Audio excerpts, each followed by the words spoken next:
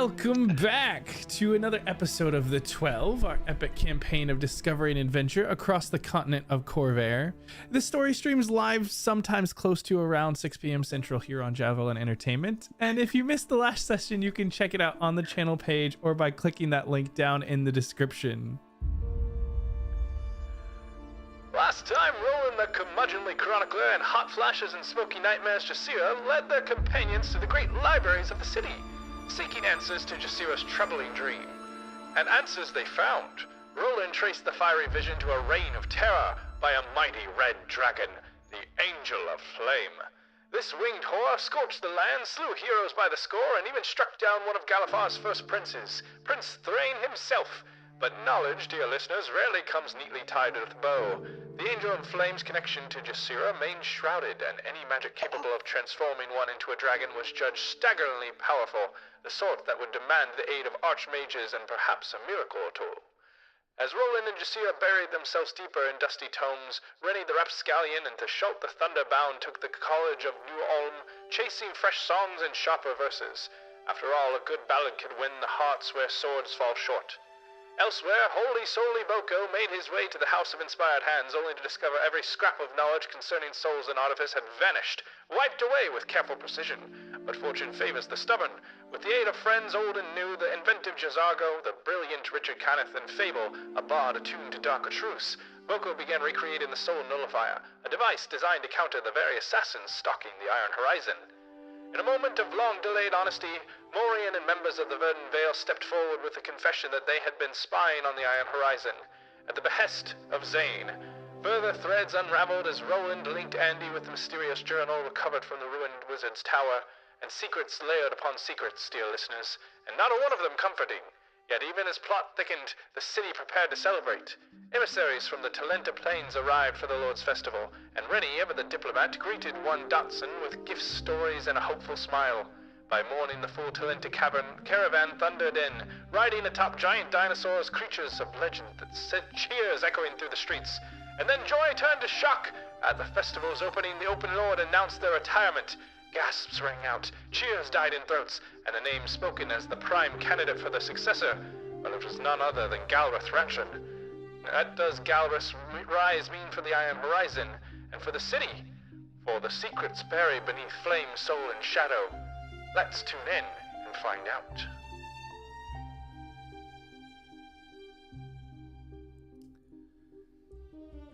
So I doubt we're gonna find out what it means for us.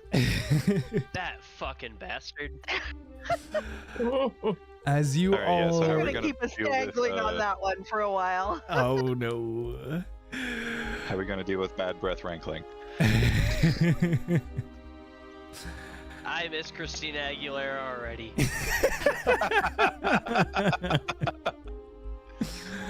Oh goodness. She may have been dirty, but...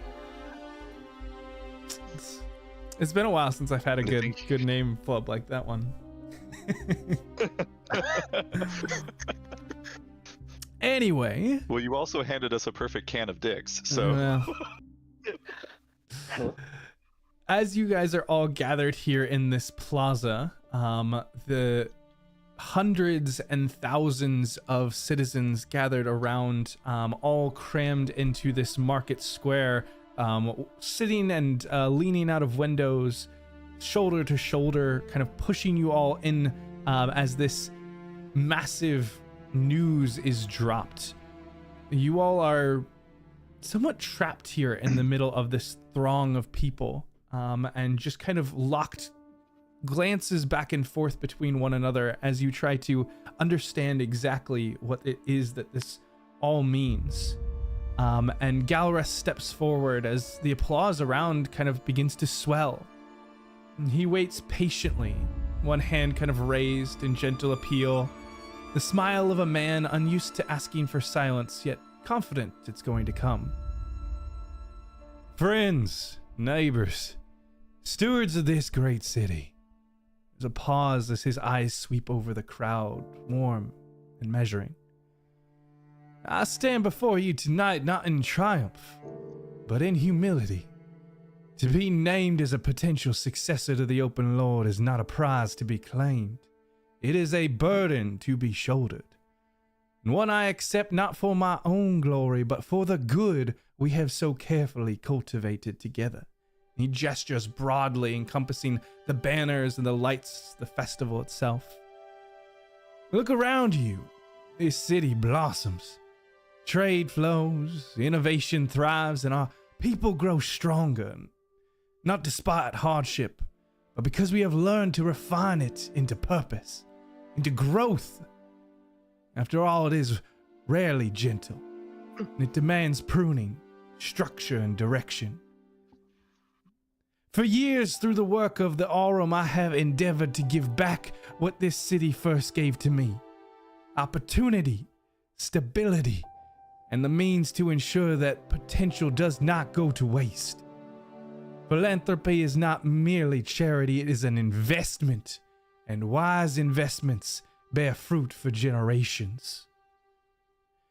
This is why I'm especially pleased to announce my personal interest in sponsoring an adventuring company during this year's Lord's Festival.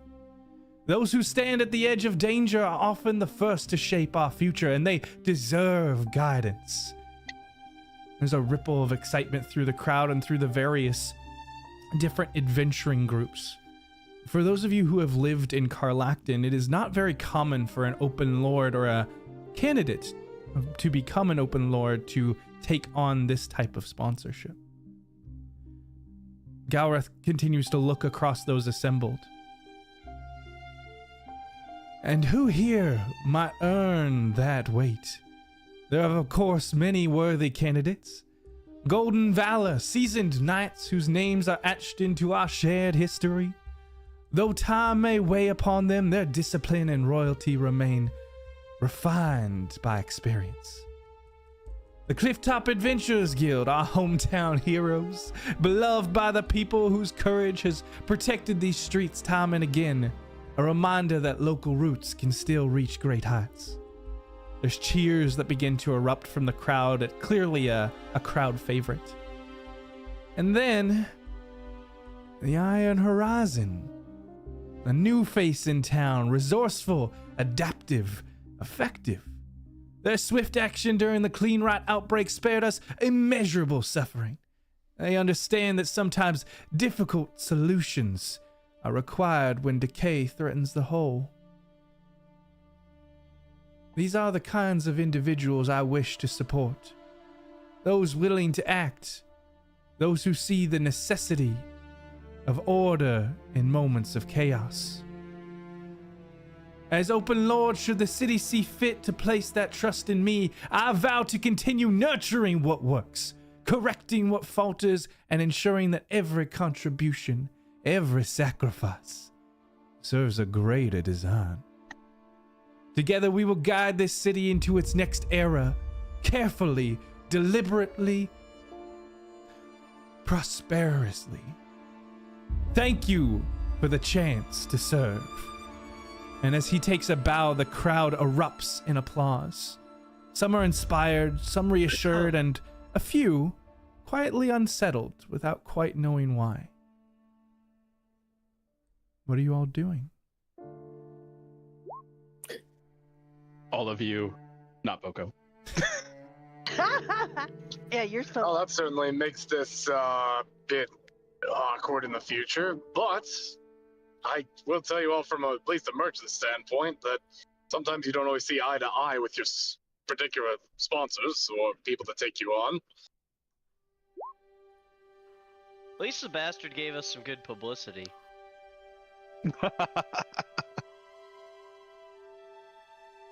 Did you hear the veiled threat?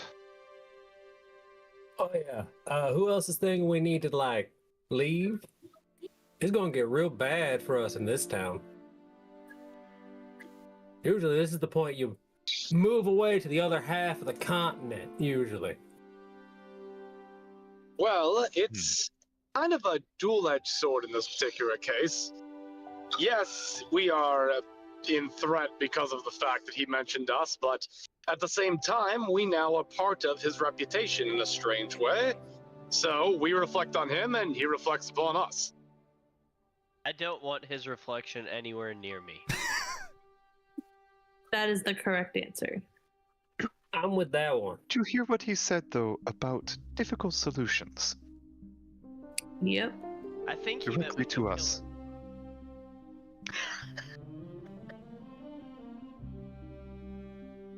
I like that interpretation. Let's go with that.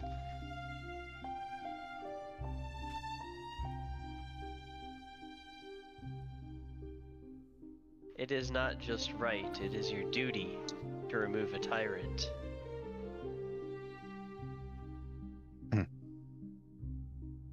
I'm sure there's people above my pay grade who do stuff like that. You're Get getting rid of- paid? Well, no. Well, well, not recently. Time to look for a promotion. I am dressed to impress.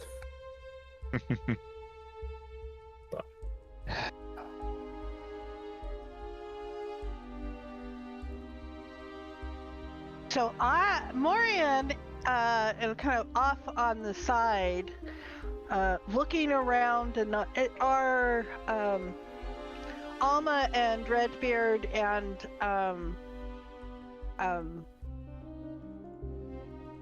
Garrick with me. Mm-hmm. So I kind of look at them and note, I am not seeing the others, and notably I'm not seeing Andy, who said she was going, who fobbed us off saying she'd see us here. And you guys, this is the day before the festivities actually, before the festival actually starts. This is kind of the opening ceremonies. Okay, so it's tomorrow morning is Correct. what is probably what she meant. Okay. Yeah.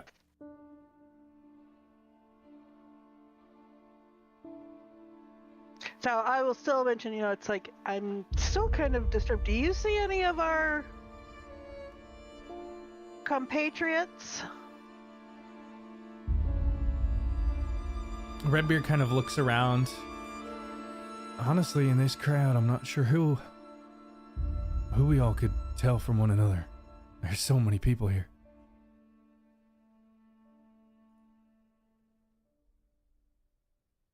True enough.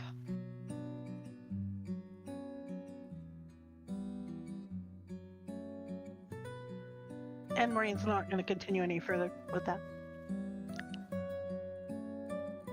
Oh, phew.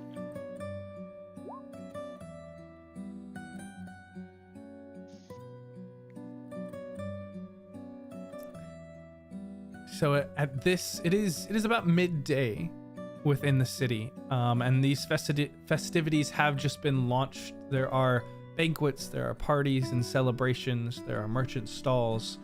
Are you all engaging in the festivities, or are there other tasks and preparations you wish to put into place before the start of this festival early tomorrow?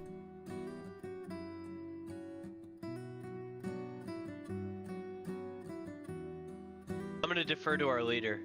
Boko? Boko is actually the only one not here. I know! Like, we've gotta go find him. But One of these days, you're just gonna make Roland kill me. Oh, it won't be Renny that does that. You're right, it'll probably be Boko. Yeah, you're perfectly capable all on your own. Roland and I had been friends for a long time. I'm allowed to make this stuff.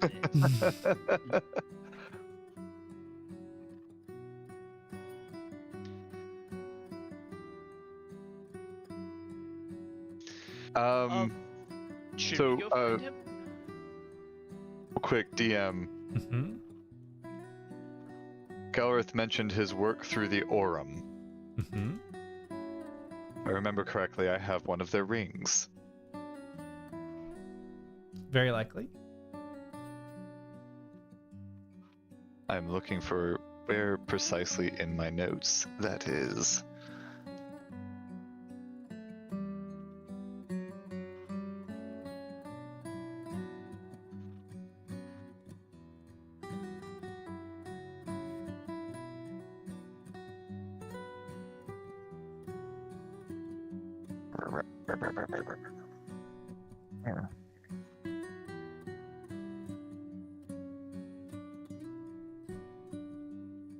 It was on the island. It had something to do, or was it in the pirate horde? If you want to roll me a history check, I can. Oh yeah. Somewhere out there, there's a ship filled with gold on the bottom of the sea. Only Yeah. one? One that we kind of know where it might be. Ah.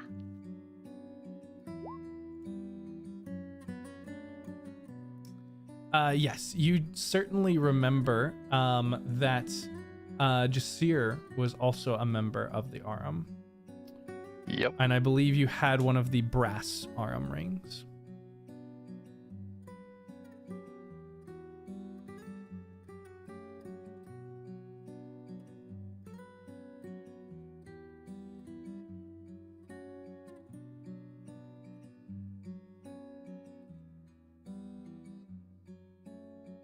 Yeah. Okay. Interesting. And the Orm is working with Galreth. Maybe. He at And- least claimed they were. Well, and many of the people in, especially those who are from Carlacton, the Aram is well known. The Aram is kind of like the Rotary Society. It's a philanthropic organization that has done a lot, especially for Carlacton, in bringing about opportunities for many different individuals that were previously not welcome elsewhere. So things like new temples, like the House of Inspired Hands, much of that funding for the artifice there was done by the Aram. Things like some of the other temples for some of the lesser religions or some of the non-denominational. A lot of the work to improve the field ward where a lot of the monstrous races lived was done by the Aram. They do a lot of work to help build up not only this city, but many. They're a philanthropic organization across the 5 nations. So they're probably actually the major bad guys. I mean, if you remember from the first campaign, Deleuze was also Yeah. in the Aram. Oh. Huh. Yeah. I don't like the sound of that. That's not great. That's right. Every, like, global and multinational philanthropic or economic policy engine is always the major bad guy. The Illuminati. Yeah, like the WEF of the world. Like, they are definitely the villains. Do we want to pivot? Take them out? It might be above the pay grade of the people above Clyde's pay grade. The entire Orem? Yeah, I don't think so, bud. Dream big, ladies and gentlemen.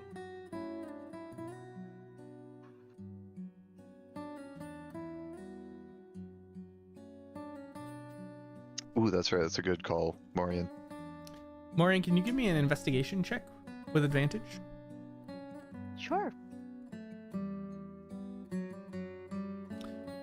And while that's going on, Boko, you have been working with your group for all through the night and have gotten to the point where you have effectively recreated, at least with maybe not the highest quality materials and not the most slim optimized design, but functionally you believe that you have recreated a soul nullifier.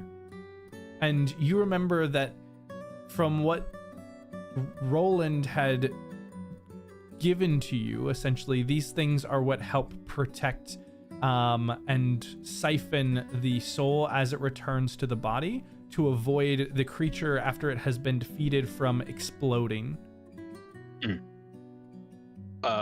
In this time, in this experimentation, am I under the impression that this would only work in that short window of time, not before the slaying or after the explosion? I think that you would have a relatively large window, a reasonable window of time here. The nullifier that you have is an optimized device. You're unsure if it even has a time limit. The one that you have could easily function for 10 minutes or so in preventing this return.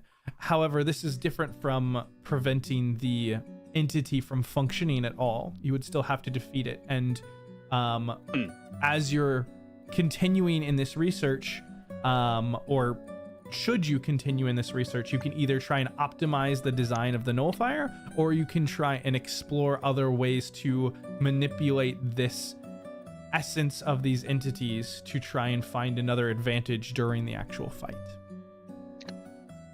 I wonder if... So I have a very unique ability, and I wonder if the amount of time that I've spent with this device and this current ability and my specific janky approach to tinkering, if I could essentially put my own spin on the soul nullifier. What kind of spin are you looking to put on it? I'm wondering if... Soul Annihilator. I'm wondering if this is something that can be,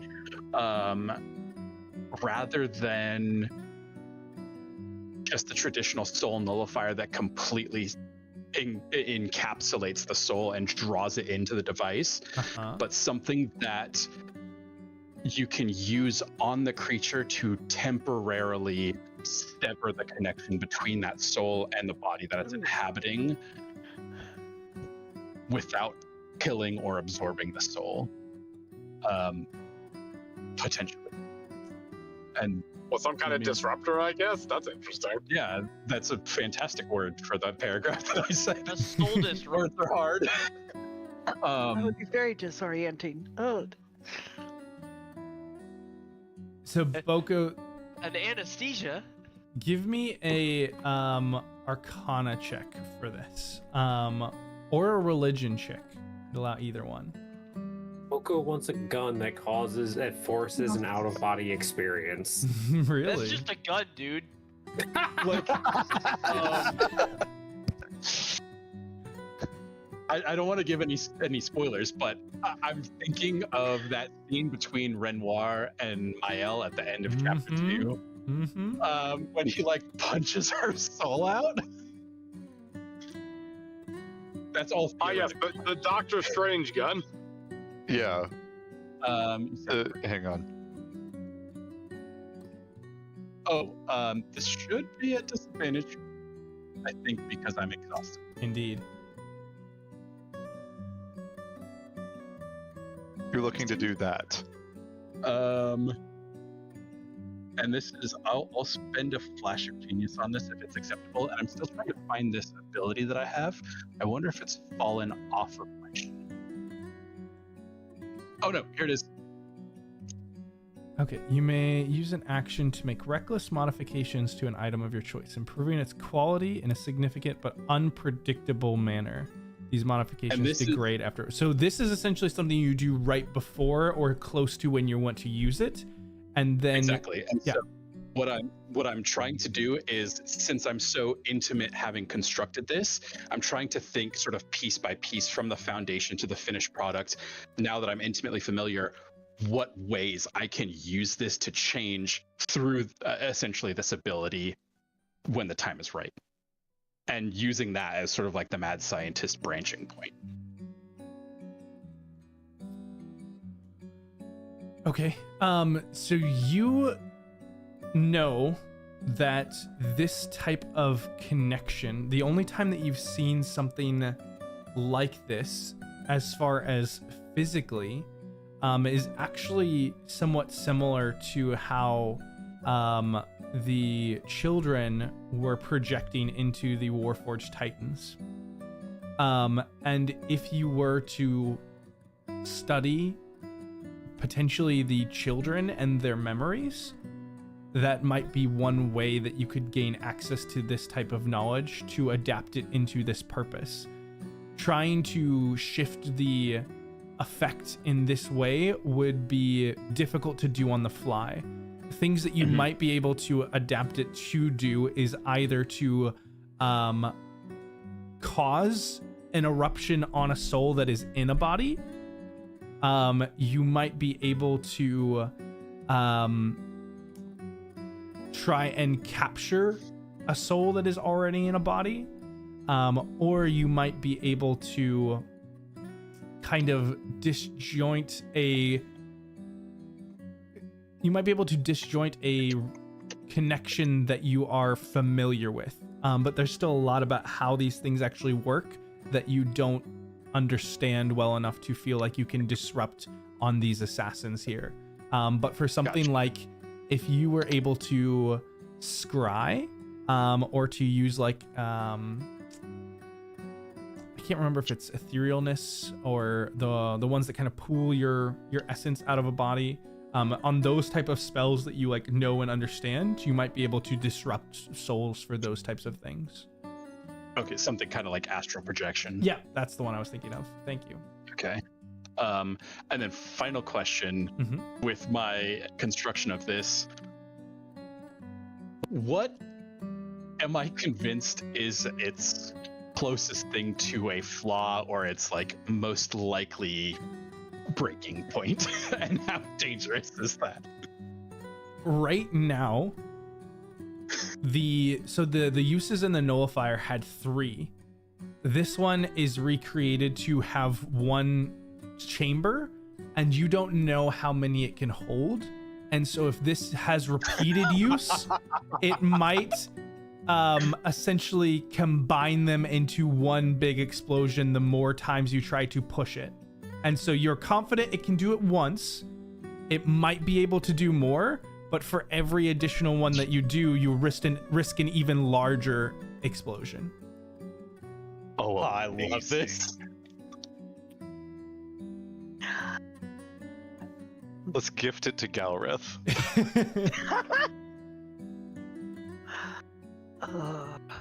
I'm so fucking excited. Get fucking hyped. In my working with these 3 individuals, have I picked up on anything? Do they appear to be evil at all, or have any ulterior motives? Give me an insight check. Boko, they seem to be just like you. I mean, classic. And Boku's pretty darn scary. Boko, most of your attention has been focused on the job at hand. You haven't gotten a whole lot of time to interact with the individuals in a non-scientific manner. And so gaining an understanding of their intentions has been difficult. If you would like to try and get a better chance at that, you could weave this into the future, but it would slow down the research.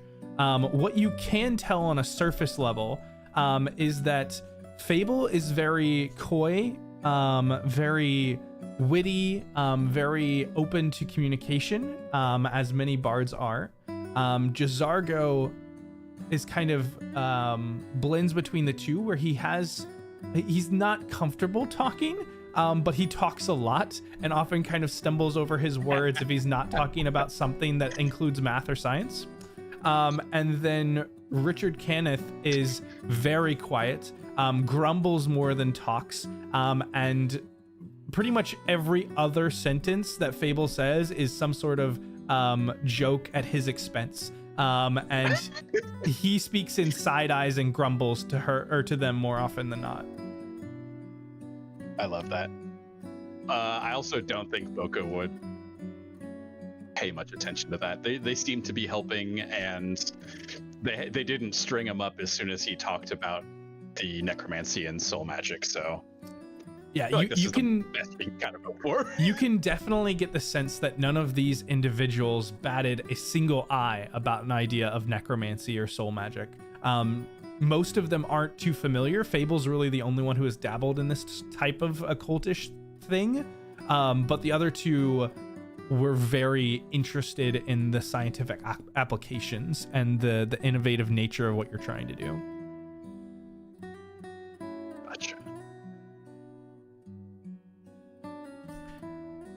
in the meantime, for the Verdant Vale, it's gonna take most of the rest of the day for the Verdant Vale to cover these sites, but I have marked on the map in an orange border 5 different sites.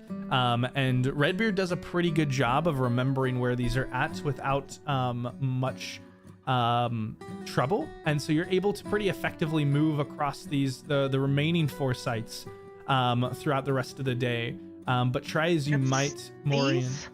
No, sorry, the red ones are where the fires were. The orange box, the orange empty box. Yes, those ones. The orange empty boxes are where the sites that Redbeard kind of leads you to. So there's 1, 3, 4, 5. Yes, I see 5. Yeah, and so 1 should line up with the green box of the tower. The other 4 are new to you. But all 4 of them, as you're kind of going through, for the first, we'll say for the first one so far, you move to the one in the to the eastern side of the North Ward, and you kind of cover from top to bottom through the house and don't see any sign of anyone being in here. Certainly no sign of Andy. Are you continuing on to the second one? Yes. Okay. Then as the afternoon wears on, what are the rest of the party doing?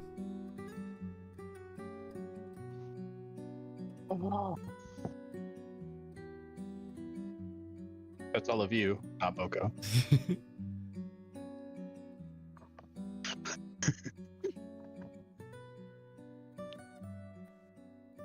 Everything just got... You know the whole, like, everyone has a plan until they get punched in the face? We didn't even get to get punched in the face. It felt like a punch in the face. I don't know. I tried. I suppose that, you know, with our name and everything out there. Felt real underhanded. Below the belt. Below the belt. Which is saying a lot for Clyde. Yeah. With our name and everything out there, we might as well, you know, socialize a bit, right? Socialize? Oh, I forgot that's a bit of a foreign concept for you, but yeah. Oh, that's great. Damn, what is this? Artificers beat up Roland Day? I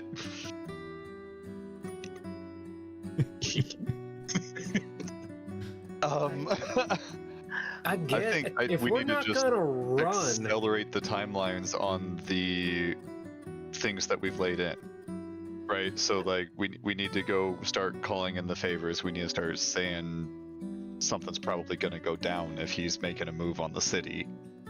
And also, while everybody's out and about, try and get a general idea of how people actually feel about Galrath as new lord up here. Yeah, see, I like that idea. Charismatic people. Yeah, the other 2 things are more Roland space, but me, I can finally have the place to shine here.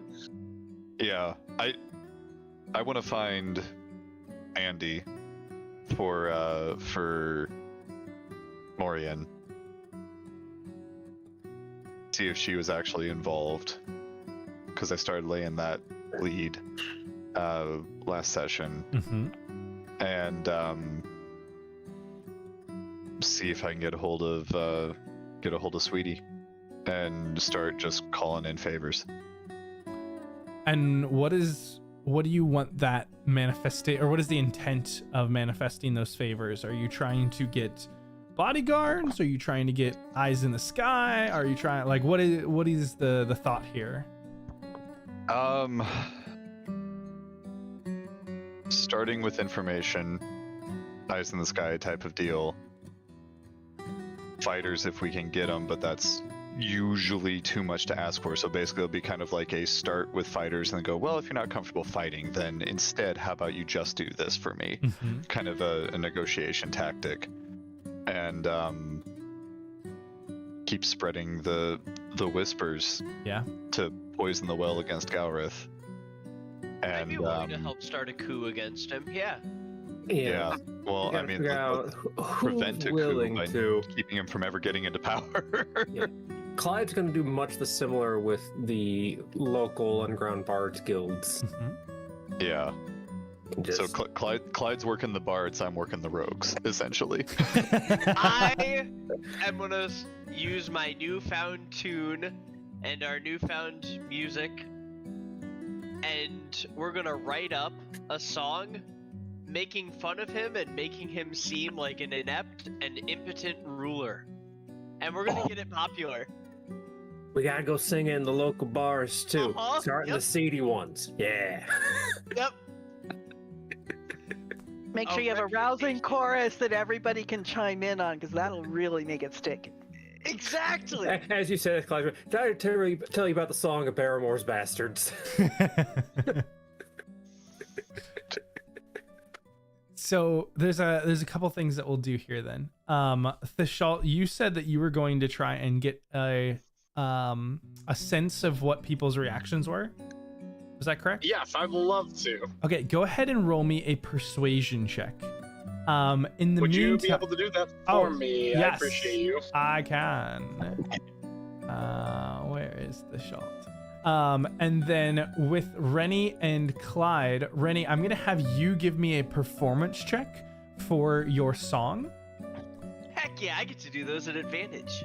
And Roland, I want you to give me another intimidation check as you use your network. Okay. And then, so one modifier on it Okay. for like an idea of no one's gonna help us in a direct assault on Galrith, right? I want him distracted and Theschault. and oh gosh, and fighting a war on multiple fronts essentially. So just like attacking interests elsewhere in the city to pull support away from being able to back him up at his estate or wherever we hit him And would be an idea. do you know how you want to do that, or are you looking to them to try and figure it out? Open to ideas. Anything that will piss him off and pull his attention elsewhere. So right now you're trying to look for like information on some of his other ventures within the city. Sure, yeah. Okay. So yeah, if you would like to play on your like dock network, then give me an intimidation check. If you would Okay. like to play on kind of your track with Sweetie, then you can give me a persuasion check at advantage.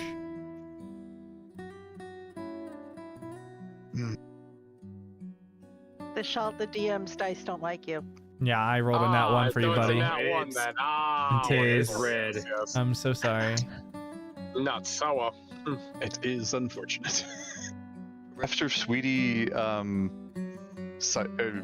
worked with the Zents, I don't know if I can trust her all the way with this, so I'm going to start using my own network. Okay. Ooh. So let's go ahead and do that. Let me see if I've got something that'll help with that. Did you give yourself guidance? I imagine you would have. Of course, looks like you words rolled it. information plus 5. Nice. 26 total. Nice. And I'm gonna lean into this to roll. To get advantage. Okay. Can I just roll it again then? Yeah, of course. But, okay. I thought it was a plus. I didn't realize it was advantage. That's all good.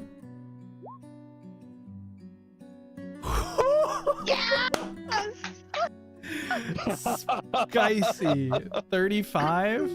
Whew. Galrith's getting assassinated tonight. That's 35 to get the information. Good night.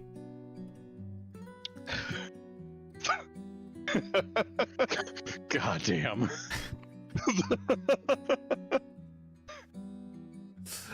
Well, that's fun. We'll have to figure out how I want to level that up. No.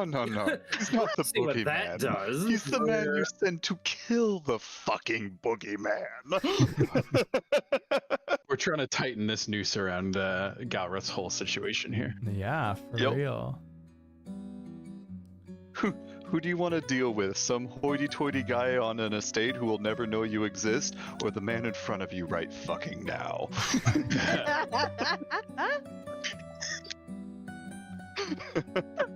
The guy in front of baby. That's good. Good. Yeah. Okay, so for starters, Renny and Clyde, you head down to the dock ward, beginning to spread this song, and beginning to try and gain a following, and it's very catchy. Already the sailors, many of the dock workers, the kind of general low on their luck individuals that kind of make their home in the southern parts of the city, the lower underbelly, are singing along, are jaunty. As this starts to spread, as you're singing it in more and more bars, there's this individual, he kind of is, he's got some like leather armor on, he's got a sword strapped to his side, but he doesn't seem to be like a guard. And he just kind of comes over to you, Clyde. All right, what's the deal? I thought this guy just backed you, and now you're spilling just filth about him in the bars? What's going on here? One of them was done very publicly, and think about the words, and this one is said very, well, publicly, and really think about the words. Yeah, I don't follow. I'm not sure that I really respect what you all are doing here. I don't know what your beef is with this guy, if he's going to be backing you, but you should see it as the luck that it is. There's many people in your spot many people would be killing to be in your spot. And that right there is the problem. Why don't you give me a persuasion check, Clyde? Alright, just normal. 16. And can you also give me a perception check? Yeah, I'm ready to get fucking punched or stabbed. Oh. Also, I forgot to actually roll my damage. This guy spins on his heel and kind of begins to walk away from you. And you just hear him underneath his breath just, damn half pints.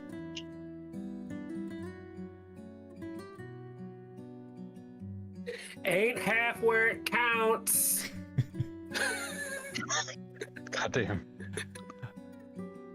Theschault ends up spending most of his day trying to figure out insights into what's going on. But the crowds are so dense, and most of the talk is about these magnificent new creatures called dinosaurs, apparently. And Theschault, you've heard about these things, but like have never seen them, and you're just kind of awestruck by them. But like everybody's talking about them, and you're trying to get them actually to talk about like what's going on, and just all of the conversation around you is not helpful. And we're going to give me a wisdom saving throw. Yeah, perfect. As you're kind of wandering around through here, people are commenting about these large creatures, and you're like, they're not all that. And one of these giant creatures just steps up and slams down next to you and kind of catches your armor, twists you around, you get crunched underneath.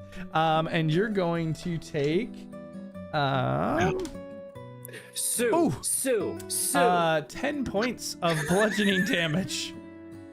Oh, I blame Galifar. okay. And also, you need to make your armor again now. if you do, I mean, admittedly, it's probably due for an upgrade. But if this happens, I'm putting anti-dinosaur spikes on it. Anti-dinosaur spikes. I love that. Can I put pro dinosaur spikes on mine?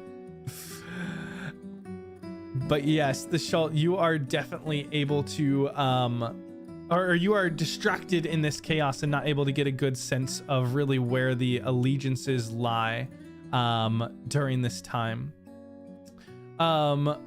we'll come back to Roland in a little bit, but we'll say, Roland, as you were coordinating with Morian to kind of give directions, you did tell Morian that you know that that you're pretty confident that Andy is not within the dock ward. And so Morian, that takes 2 off of your list. And so you're focusing now on the one on the bottom edge of the north ward. Can you go ahead and give me an investigation check at advantage?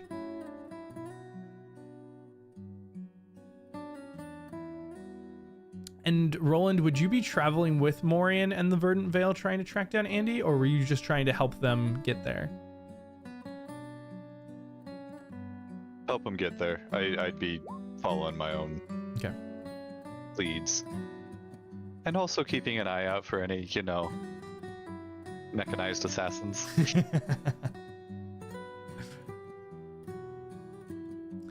Morian, as you and the Verdant Veil kind of get to this space, actually just north of the hospice, funny enough, you find remnants of squatters. There's things like small fire pits that have been burnt out, places where some of the debris has been moved away, but you look for any sign of Andy and you don't see her. You don't find any individuals in this place at all. Well, it's not that we're looking for her. These are the places that she went. And since that was and we think Andy was at least, the current hypothesis is she was investigating something about Zane's activities, or whatever the activity, the stuff that Zane was involved in. And so we're looking for common patterns here to tell us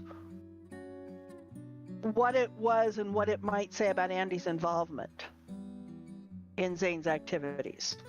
Was she scouting for him? Was she investigating him? Was she... so we're looking for patterns. I don't think we necessarily... I suppose we could find her at one of these places, but that would also be a bit surprising. Looking at these... This is like a continuation of because Morian, actually, and Redbeard had been in the tower with them. Yeah, looking at these places, they don't seem like they have seen much, if any, activity in some time. Probably longer than a couple years. Most of them are boarded up. Redbeard says that they were abandoned even when he was coming to check into them. You don't find any secretive entrances. You don't find any secluded spaces. What you do find in each of these, there seems to be something that is unexpected. One of them seems to have been perhaps like a smuggler. It's not like a secluded room, but underneath some of the bar areas, there appears to be some hidden compartments where you could store like high-end liquor, perhaps. Maybe they were drug smuggling, but some sort of secretive chamber underneath, like a counter for some merchant storeroom. In the second one that you stop into, there is like a prepper shelter, like a concrete basement underneath. And basements are not very common within Carlacton, but this one has one that is built very securely with like an iron latch on the inside of this. And so these are places that seem to have unique attributes about them and also seem to be abandoned.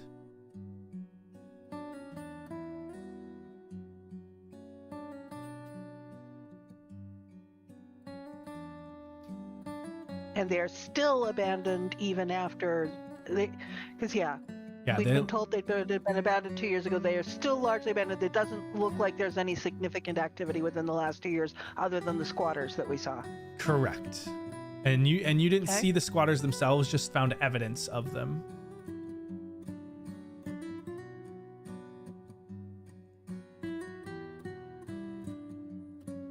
So after visiting these 2 sites, is there anything else that you're looking to do? Are you continuing to the other ones? Are there other insights that you're trying to garner, or are you... I think we'll continue to the other ones. I mean, so far it is seeming like, given what we know about Zane and the smugglers in the Dockward area, it is looking like we don't know whether Andy was scouting or Andy was investigating Zane, but it is looking like whatever Andy was doing is likely related to Zane's activities.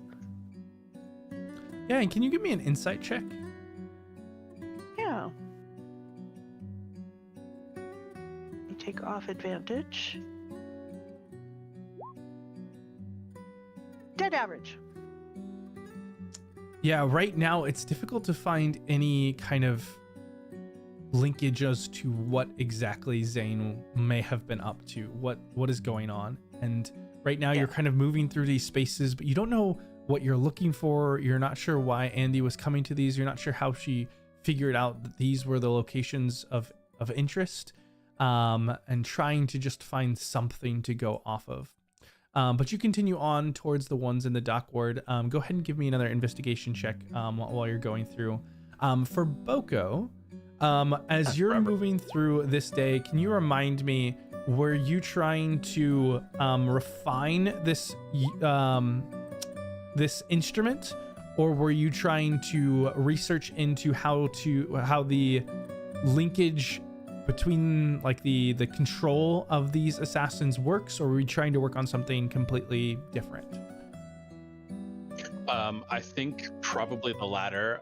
Boko would probably take this time to go to the hospice, speak to the children, tend to any wounds they have, and see if he can get an understanding of this projection, and if like using a Faraday cage or something, because in his mind his projection was less magical and more like technological, and so that's kind of where he's basing his understanding. Okay, you kind of come up, and when you get to the hospice, Sun Tzu is kind of watching over the children, and about 3 of them are conscious. Most of the older children are kind of stabilizing quicker. And you see one boy who looks to be kind of in his late teens, and he's kind of the most conscious. What you know you need to figure out, you can either try to ascertain from talking to him, or you can try and ascertain by accessing either from him or from another of these children their memories or their connection to these things, either through one of your own faculties or perhaps through someone else's abilities. What are you trying to gain this knowledge? I think Boko would probably try speaking to them first, and would only proceed if he had permission to discuss this. And then there's one other thing that came to mind. Okay. I have been holding on to 2 jades. I'm wondering if I can make like a jade-lined shackle, and if that would cut off a connection if it were more of an arcane kind of connection. Because I fucking left my other jade shackle on whatever his name was, Bloodbane. I mean, it's certainly something that you could try. I could also, given I think an hour of time, I can create a set of jewel crafters rules and give myself expertise in them. But I'll push that back. One thing first. So what you're trying to do first is to kind of talk to the children to get permission? and see if he can better understand sort of the theory of this projection, how it could be applied, or see if he can see if there's any equivalents or things that sound the same about what he's observed from fighting these creatures in the past. Yeah, go ahead. And for this, I actually want you to give me an insight check.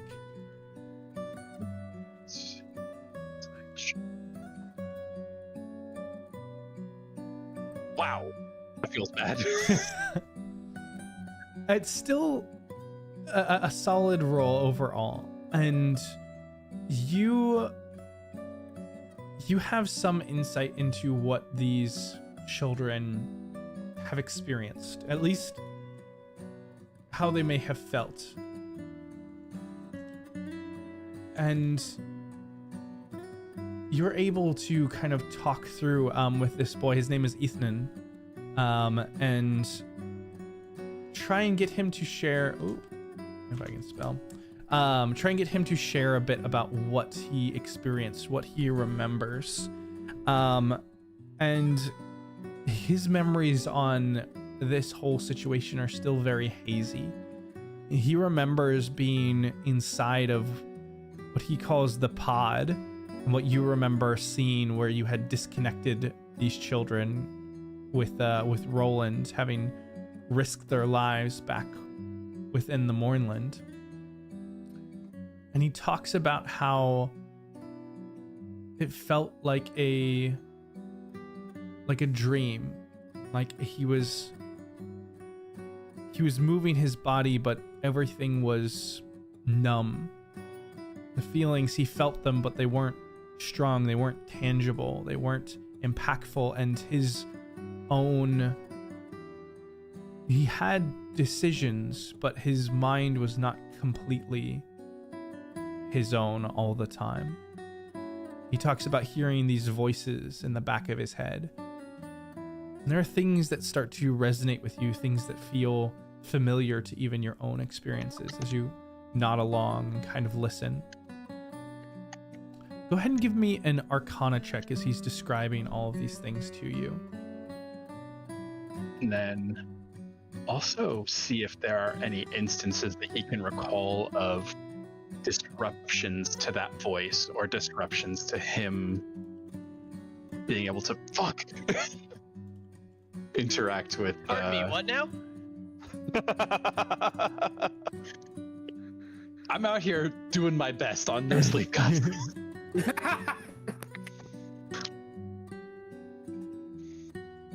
Sorry, you were saying one other thing when the roll came up? Just to see if there were any disruptions in his ability to communicate with the body that he was inhabiting, or any time he was cut off from the voice that was sort of controlling him in the back of his mind.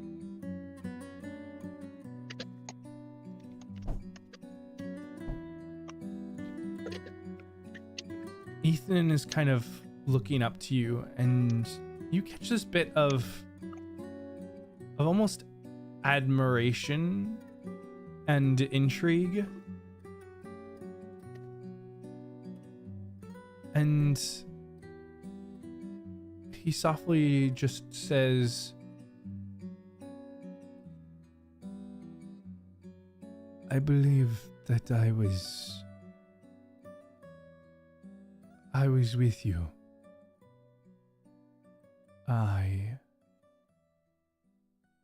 I saw what you did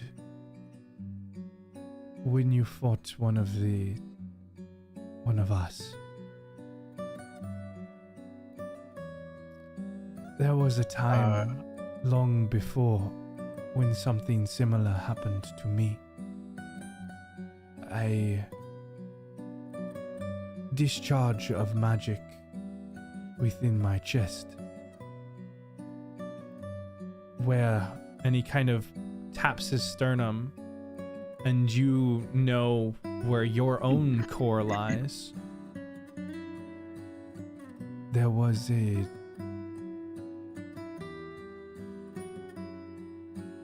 said disruption, a change.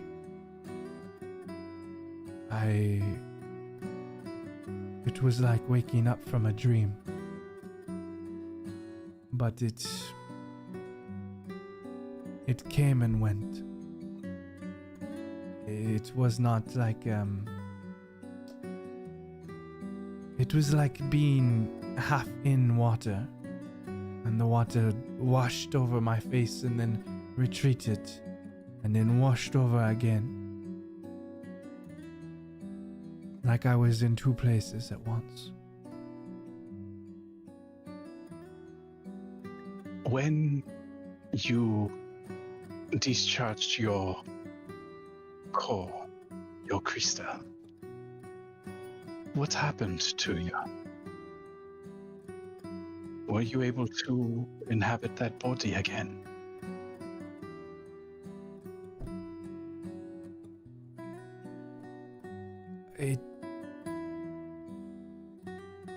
We have died many times. I do not know if it was the same, but I was a dream walker again.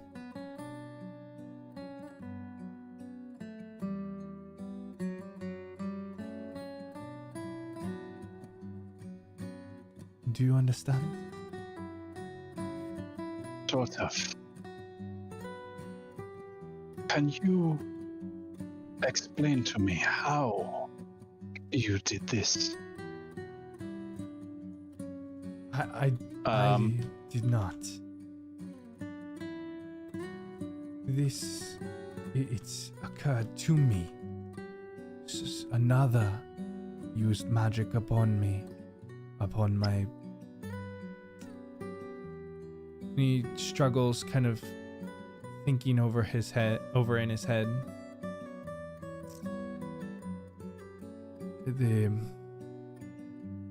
The body,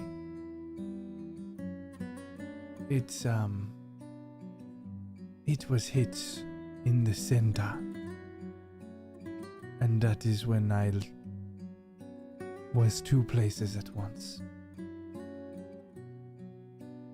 I believe what makes it move, where the connection is strong.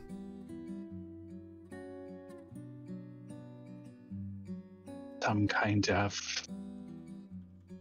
critical point for us, our chests. Is that correct? Yes, I believe so. Wherever they get their power, that may be where the connection is driven.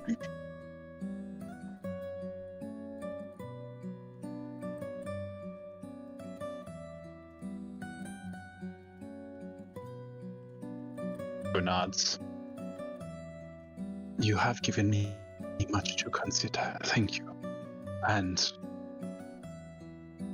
when you are strong enough, if you wish, there is always work to be done within the hospice. The woman you have seen come in with me before, she can teach you how to busy your hands here. And I still do not understand if it was my mother or one of our mothers. But this kind of work, it runs in our family. He just kind of nods a little bit. And he looks over at the left and the right. Some of the younger children who are still in various fitful rests or even still in comatose states. And all the way down this row, there is still the passive body of the young Kana.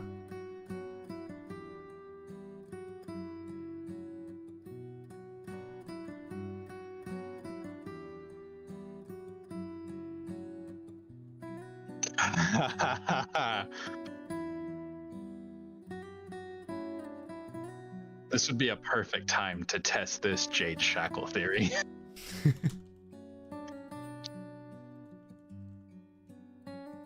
Boko's gonna start to work on it,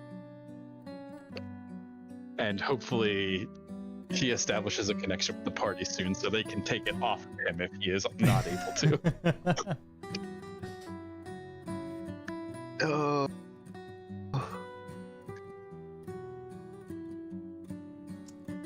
And Boko, are you planning to work through another night? I guess it depends. I have manacles that I've already modified once to hold Roland when he was in his werewolf form. I wonder if kind of carving a groove and embedding them with like a ring of jade powder within might be sufficient. And it'll be silver/jade manacles, and it will be werewolf and magic proof. That way you can stop the magic werewolves. Boko's like the aliens guy. He's like, fucking magic werewolves.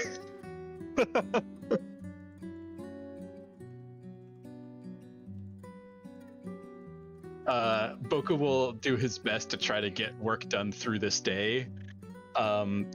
Hopefully being able to get some sleep tonight. So you know that if you work through this day, there's a project that you're going to get started, but have no real chance to finish. If you work through the night, there's a chance that you might have some basic functionality imbued in it. And so it's a risk, but if you want something for tomorrow versus later in the week, and this is just the first day of a multiple day festival, so it's up to you. But we'll get it started with the intent of sleeping tonight. Okay. And then he'll sort of set the prep work and then leave the final touches for tomorrow, or the big modifications for tomorrow.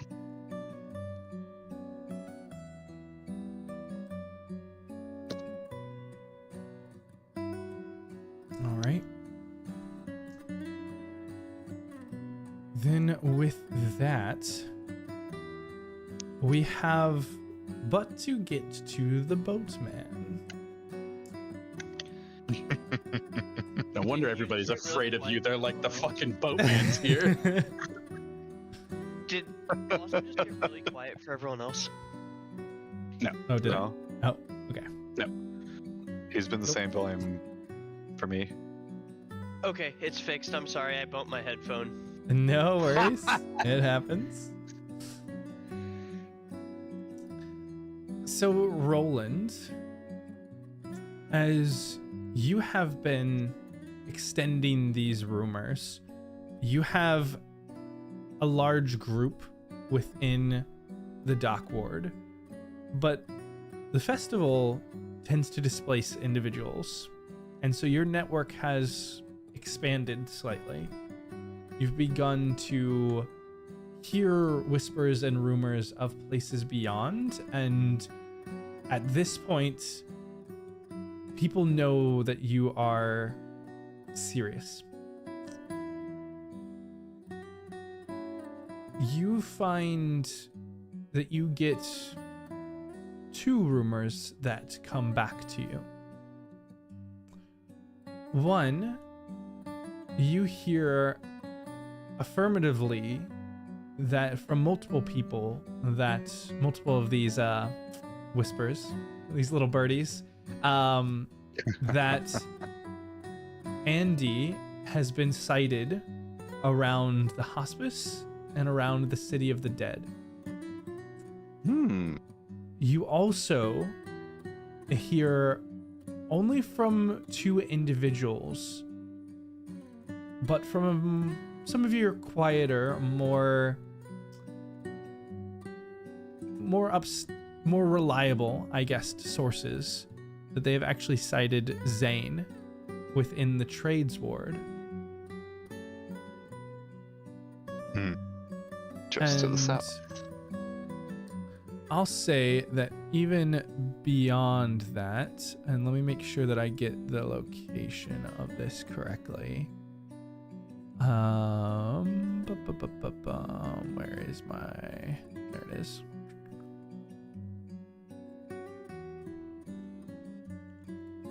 think this is the right place. Yes.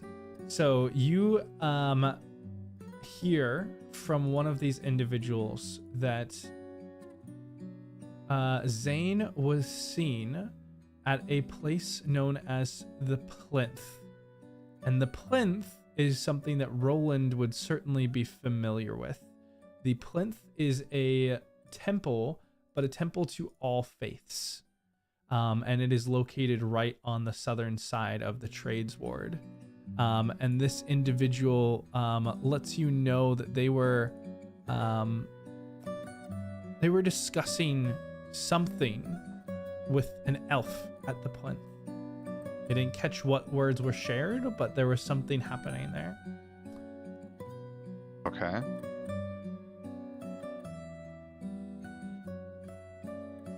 I'm going to put on a different face and go check it out. All right. As evening begins to hit, you head south to go investigate this location.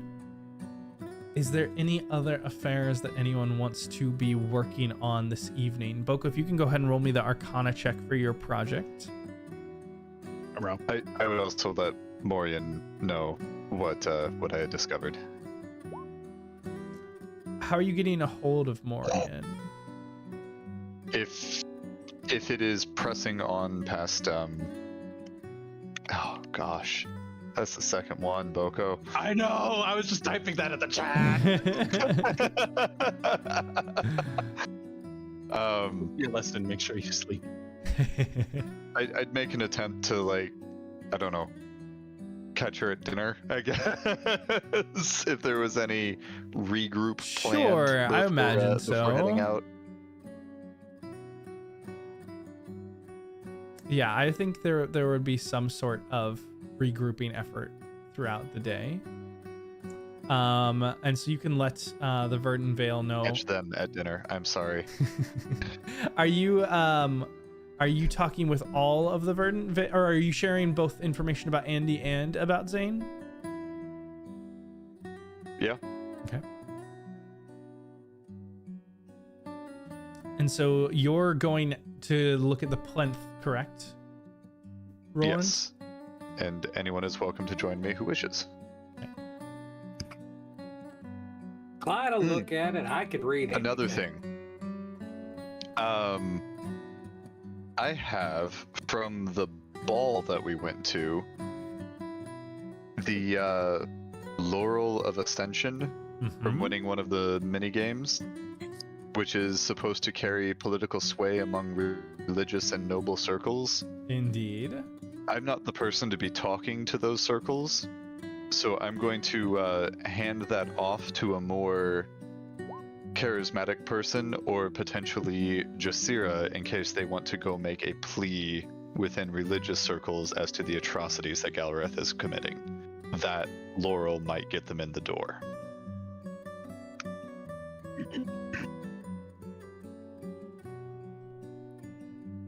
Jasira, is there something that you would be working on, or is that something you'd be interested in taking up? I don't think Jasira should talk to anybody without someone that's actually from Karna, if I'm being honest. She's got that Fair. Akko Taco alien vibe. She sure can talk about the atrocities if that's what you want, though. She can do that. I figured it would be a Clyde and Jasira tag team type thing where you could give testimony and Clyde could be the lawyer. He could be like, I want him in prison. You know. Well, yeah.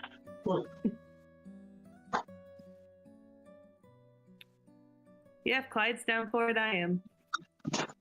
I'll go with. I'll let more people know how much of a shitbag this guy is. But yeah, that might Just keep on elevate shit our reach talking. slightly. What kind of religious institution are you trying to find, Clyde and Jasira? Don't let Clyde pick. Last time he picked, it ended up in an orgy at the church. That's true. So you already have friends. Let's go talk to them. Far from here. No, not those friends. That ended up with in an orgy at the church that we were led to by a demon. Right. Yeah, no, that one was quite a ways away. She put the mommy in Just- the late mommy. TBH, I think Jasira would probably. Ugh.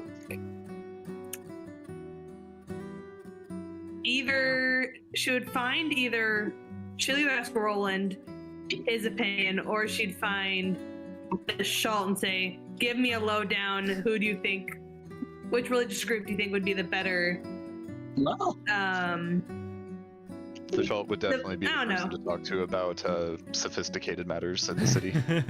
I was Perfect. with if we're gonna go talk to the high Perfect. class religious folk.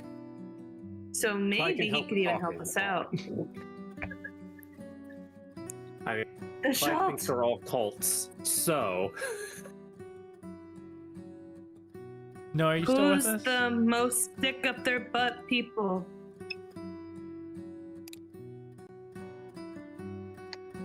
Looks like he might still be muted, so I'm not sure if he is. No, Oh. I heard the question. Oh, So okay. what? There we go. So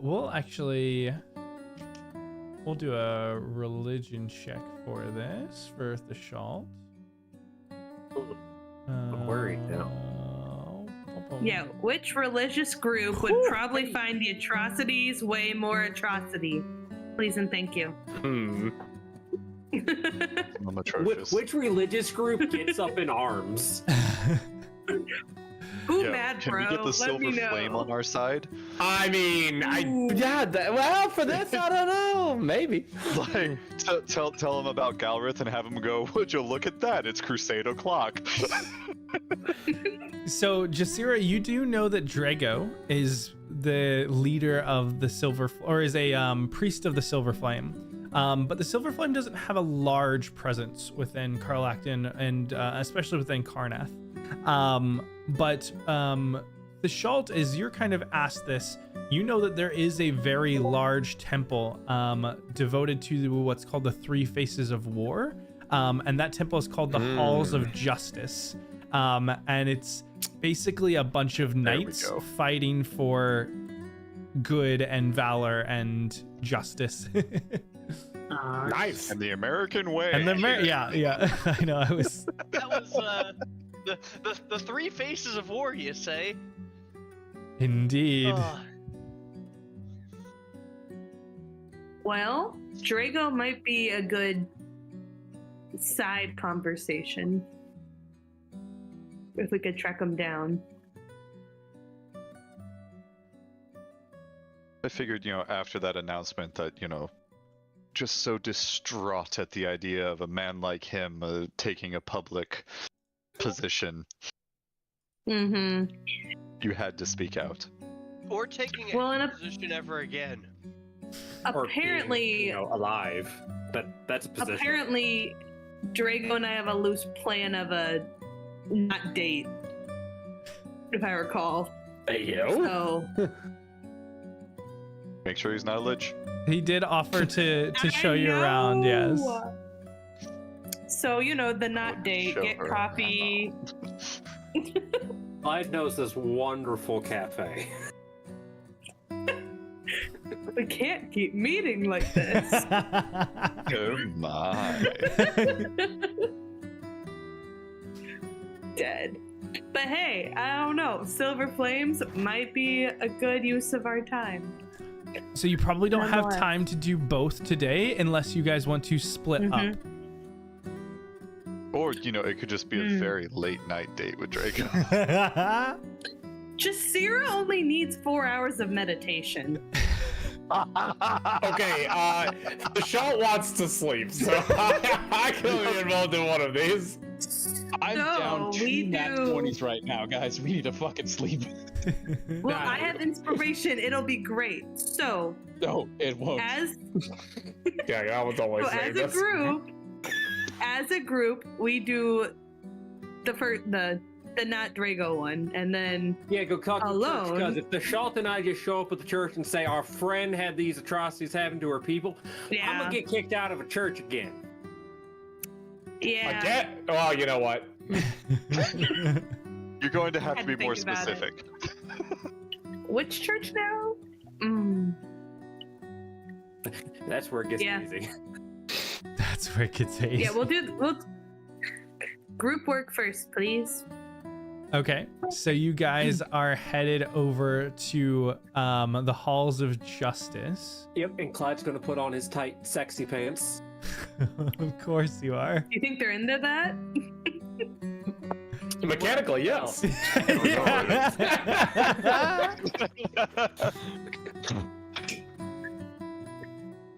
I will also make sure that before we go over, Jasira might kind of pick out one of her older pieces of clothing she had from the estate. Just something to emphasize the slavery aspect. Oh, Damn. I've just got this image in my head now of like the assembly in the stands and Jasira standing out there in the burlap sack and a circlet. Damn. Like, look what they've done to me. Wearing only a mask. The mask stays on. I mean, I'm already pale. I clearly don't work outside. So you guys make the journey over to where the Halls of Justice is. And the Halls of Justice is a massive, what almost looks to be castle-like temple. It rises into the skyline with these large Gothic arches and peaked terraces. There are tons of these beautiful 17th stained century glass. Gothic, love it. Yeah, it is elegant and massive. Flying And buttresses everywhere. look at those flying butts.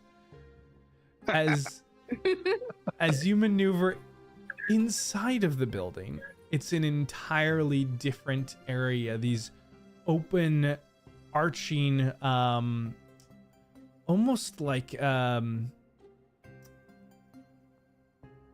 observatory spaces, and there are these massive statues around. There are everywhere in sets of threes, these three individuals, all very similar, but you can tell slight differences. Two male and one female godlike figures. There are these large kind of twisting pillars that stretch up towards where what seems like bright daylight is shining through, but it is late on a fall evening. There is certainly not this level of light, of ethereal glow. But as you come through, I'll swap that over. Thank you. As you come through into this large open space, there are dozens of individuals spread throughout this and their own bouts of worship.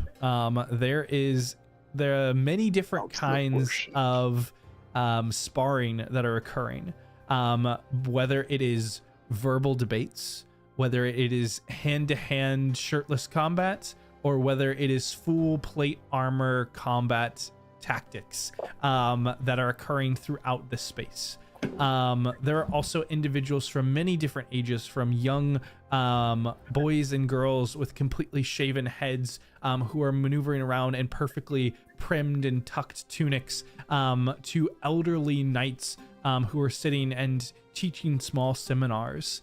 But this space is massive and open. How are you guys trying to tackle this?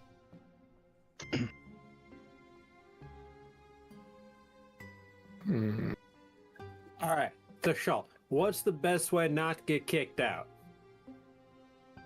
Well, as I kind of scratch the back of my head, first of all, think of what is the first thing you want to do here? I mean, probably get an audience with somebody who can do something. We ain't got to do nothing with any of these kiddos shaving heads fighting each other with stuff. Okay, great start. Yourself. That's not where I thought you were going Jasira with loves this. a good spar. I mean, that Yes, might it'd probably work be on them good. later, but I think we need to talk to somebody actually in charge. it probably would be good to plead our case. Although, if we do have to go for anything long term, I'm sure Jasira could probably, form some good relationships with folks here. I'd say we should probably Don't forget go. we have that little tickety doodad. Well, if we're looking for somebody right. in charge, I'm sure it's the fella right in the chair there, but that was my initial idea, and usually fellas in chairs like that don't like fellas like me just walking up on them. And this is one example in the picture. There are numerous areas where there are individuals like seated teaching classes with people gathered around. So it's not like one central That one makes like this it looks image like. way more hilarious that there's just seat pedestal, just all right. Theschault, I'm in way over my head right now. You gonna have to lead us to somebody who's in charge.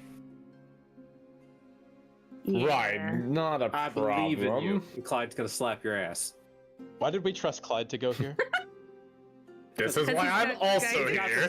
Because Clyde has the sexy pants, and no one can say no to the sexy pants. I assume I'd be familiar enough with the area to at least know who I need to talk to, right?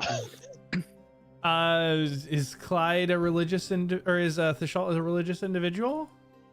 Probably not like super religious, but like familiar enough with the stuff, I guess. Yeah. So I don't know what that would mean for it. The Three Faces of War, there are many individuals who go from learning in this temple to attending the academy. And so you probably would have run into individuals like them before. They were typically like top of class. The ones who were super good and knew it. And probably, I don't know how Theschault would feel about them, but not exactly always the easiest to talk with and discuss with. A bit of a challenge, I suppose, but if Reckonmark is relatively in step with this, which I suppose would probably be the most prominent religion to be featured there, then makes sense. Yeah, I don't think Reckonmark probably is similar to Carlecton, where there are many, especially at the academy, where there are many religions that are kind of represented, but certainly more so than any other are those in the sovereign host who follow after two of the most prominent sovereigns. Dol Dorn, who is the sovereign of strength and steel, is probably the most popular one.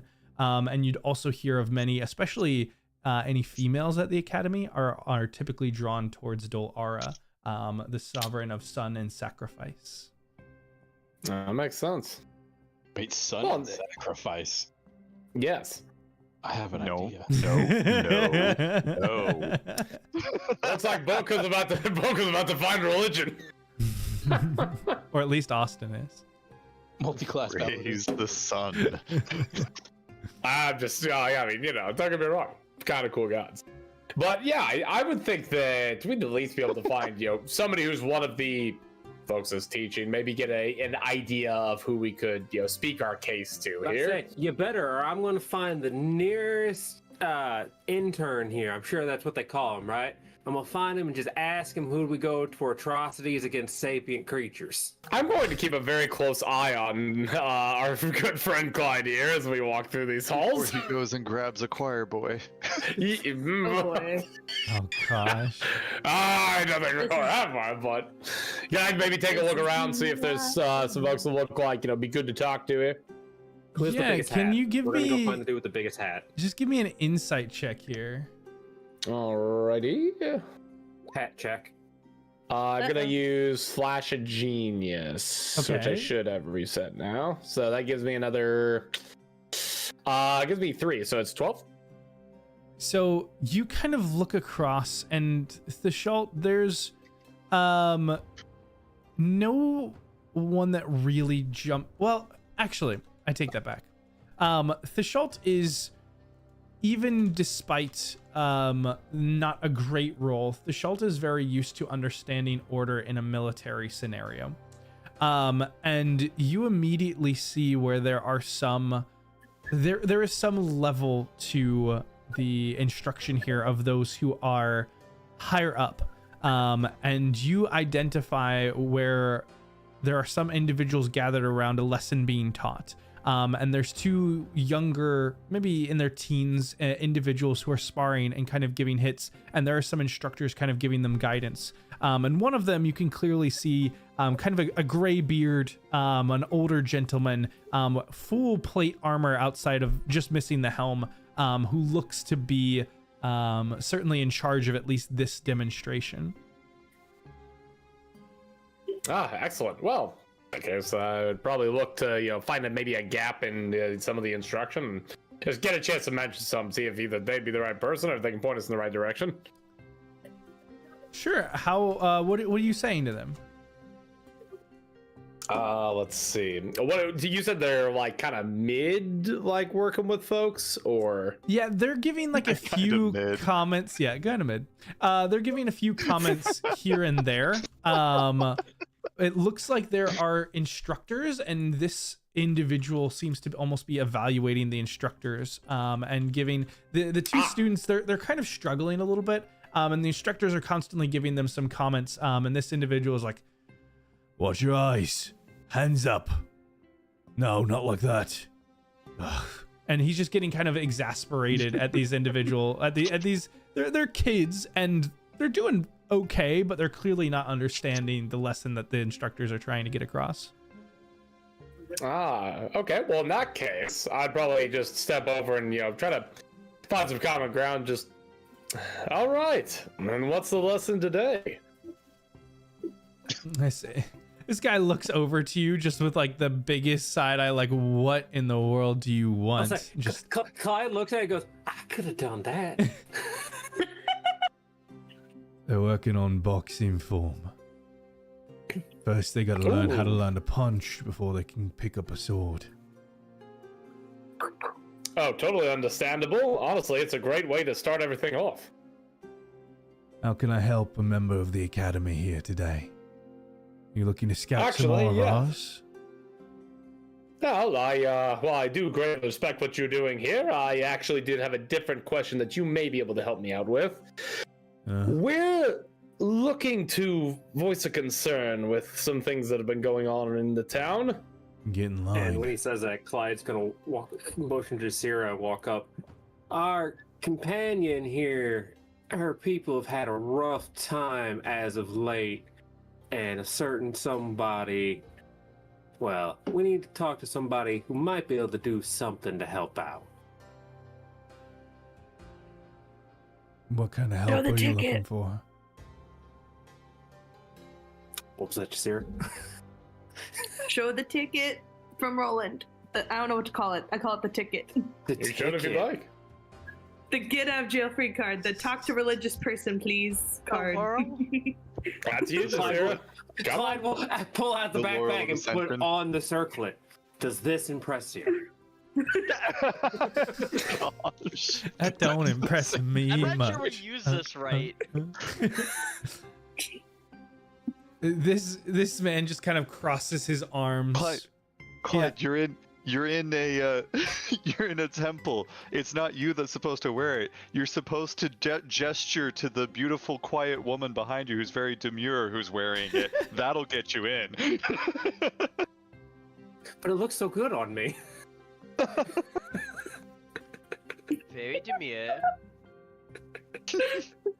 Which of the faces shine down on you? Yeah, that's part of what we're hoping for.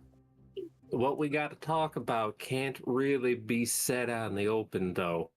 It's... Yes, which god you worship, bro. Which god? Which of the faces shines upon you, the faces of war. I'll just kind of look sideways at Clyde, just be like, just trying to, Clyde, he's, as I just try to point towards the religious ones. Only faces that shine on me are the faces of the moon.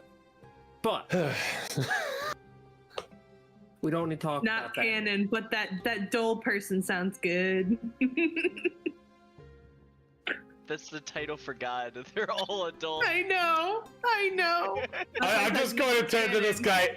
Unfortunately, these two are not as familiar with everything of the goings-on of this religion as I would be, and of course you.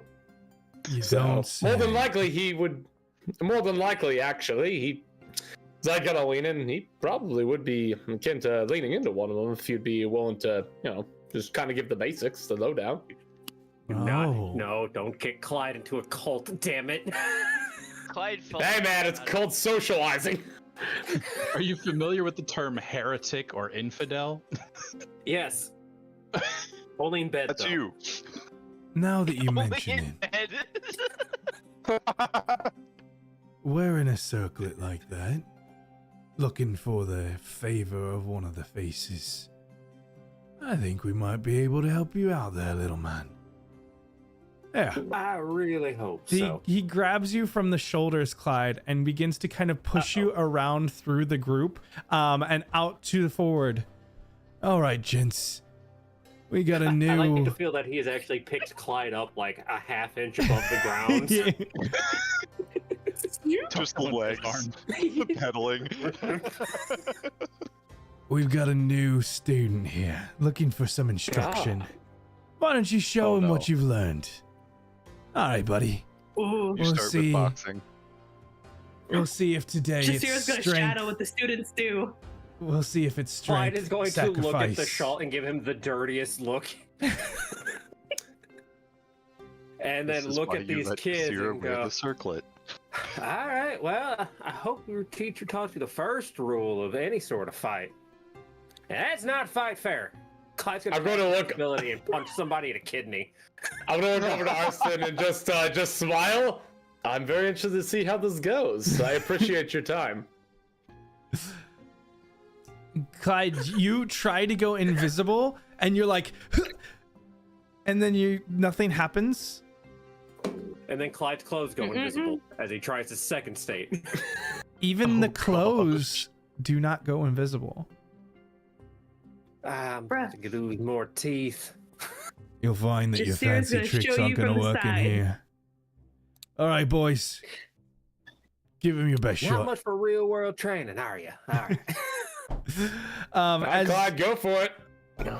the Please first don't whip out your whip in front of the church. What happens to my You already arm? have a demon What arm. happens to my arm? He whips it out in front of the church. Yep, all the students. your arm, as you haven't really registered it because it hasn't felt any different, but you look down and it's not there. Like it's just All right. cut off at where the amputation point was. Clyde's gonna look at I'm gonna beat both of you. One arm tied behind my back. Watch. One of the boys is a little bit more excited than the other and kind of comes up and takes a swing out towards you, He's gonna Clyde. punch me right in the face. What's your AC? 13. Not high enough. Yeah, not high enough at all. Okay. You take 5 points of bludgeoning damage as this fist gets you right in the nose. Ow. What are you Strong doing? Well, since I guess we're gonna fight, Clyde's gonna bite this kid. You're gonna bite him? Okay. What? Oh, yeah. No. Clyde's never fought a fair fight in his entire life. Okay. We'll say an improvised weapon. We'll go with strength-based improvised weapon here. Sure. So roll me a strength check. Chomp. Oh, Clyde. I'm Oh my losing God. more teeth, fellas. Oh my god. Uh, Yeah, you go Thank to God the open. incursion didn't happen today. You go to open up your mouth to try and bite onto the arm that just swung and comes around with another fist just right into the teeth, just pops you up and back onto your back. And most of the other kids go, ooh. And Arston, this elderly man is just Goes kind of flying into the distance. Clyde is biting children. Neat. All right, how much damage do I take from losing a tooth? To be fair, they're seven, bigger than him. 7 more. Beautiful. 7 more bludgeoning damage. I'm gonna. So I guess I'd probably be familiar Ugh. enough with this. Could I see, like, is the technique from the kids actually like, is it pretty good, or is it really kind of lacking, like Arson's been advertising? The kids are raw, or not even. They're Clyde's 2'6". they're unrefined. But the techniques, they know the basics. They're doing the right steps. Like, honestly, a lot of their hand-to-hand combat that they're learning, you didn't learn till a couple years at the academy. I'll lean over to Arston. Well, their form isn't bad, and you can probably see why I recommended the extra lesson for this one here. Their stance I'll take it. Their stance isn't stable, and they don't protect their sides very well. Oh, absolutely. If Clyde actually turned around and tried to swing anything at him, they'd pretty much only have about a third guarded. As the two of you are kind of trading back and forth here, Clyde, is there anything that you're doing to try and recover as you've been knocked on your back? I ain't got no arm. Can't bullshit my way. Clyde, fight like Jasira. Jasira's like over me. there, like, showing you what to do. Go for the shock factor and just open hand slap him. All right. No. Clyde's small. He's going for below the belt. Go for the balls. Oh, Go for the balls. I like it's a speed bag. You can give me an unarmed attack. Yeah. Clyde, what did you do while we were prepping for this incursion? I punched a child in the balls. Oh, God. Oh, yeah. Made him All wish right, the we've head got a dropped. new fearless leader for the party. Oh, no. No, I like this way better as he's leaning over. They're leaving themselves unprotected. Yeah. Just right in. You have doesn't make you wear a cup while you're sparring. Ooh. Well, if it does, my fucking knuckles are gonna break. And this kid just drops down to his knees, just and everybody just ah. I've leaned over to Arston. Oh, that'll teach him to stay protected, I guess. Clyde's gonna look up, bleeding just dripping out of his mouth at the other kid. Alright, you ready for the next one? Give me an Oh my intimidation check, Clyde. Alright, this is have an initial +2 to it for my fancy.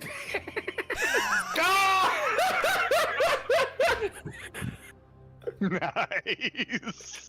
Oh, my God. Oh man. Certain, I love it. Solaire, we thank you for your service and giving up 2 of your Nice. nat 20s so that we can get 2 nat 20s on intimidation checks. That's one. Yeah. On children, that it doesn't matter. Like, Hey. I intimidated an entire ward of the city, okay? Clyde's impressing the youth of tomorrow by punching them in the balls. The dice have a story to tell, I life is suppose. gonna do it to him eventually. You may as well show him now. You right. You right. Okay, guys. Yeah, so Clyde, you just do this, and the other kid is like, nope, I'm good, I'm out, and just kind of like moves away from like with hands up. And Arston is just like shaking his head. When will they learn? You can't keep up on both legs after one ball's gone. What are you gonna do when they hit you with a crossbow bolt? Yeah.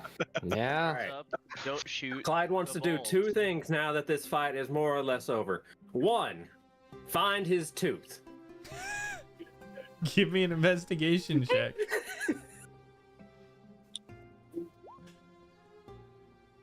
That's gone. 2, to show that there's no hard feelings to the kid that he just pummeled his nuts, Clyde's gonna offer him a drink. It'll cure what ails you.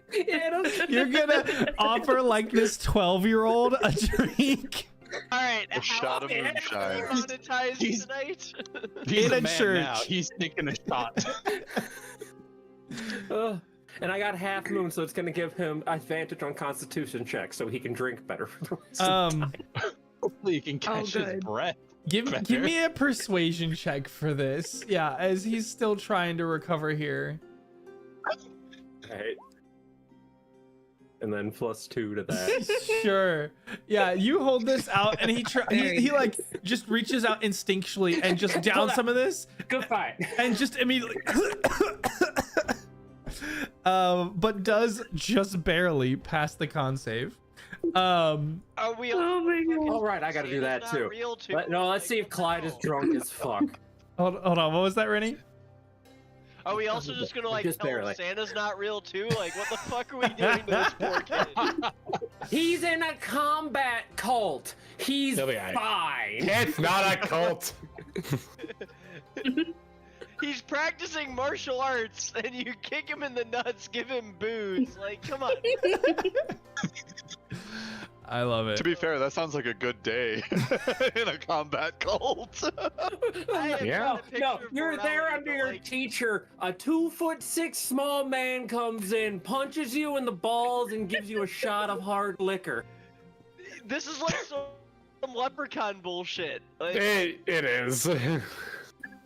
But now Clyde also has advantage on con checks for the next hour. oh yeah. Nice. Arston gives you a pat on the back. All right, little man, you got some balls, no pun intended. Uh-huh. A couple extra ones now. He doesn't. Why don't you run me through exactly what it is you all are looking here for? Well, you've heard about the announcement today in the plaza. Aye, the whole city has. Yeah, and you might have heard him. He put out a big whole announcement about the Iron Horizon and such. I thought you all Well- looked a bit familiar. Yeah, I know. I'm more recognizable, hunched over and bleeding. Even he cracks a smile at that one. But there's more to that story, and it's not good for this city and the people about, if you can tell from my companion here. She's got more than just words for this Galgrith fella for what he's done to her and her people. That's so. And not one of us wants our name anywhere near his mouth, but we're here now. He looks over to you, Jasira. What exactly is... What happened to you? What's more interesting to you, the slavery or the illegal drug harvesting? Depends He's doing on- both. Didn't threaten me with a great time. Pulls out some drugs, takes a shot. It's not that kind of church. Okay. Do you have any proof of all this?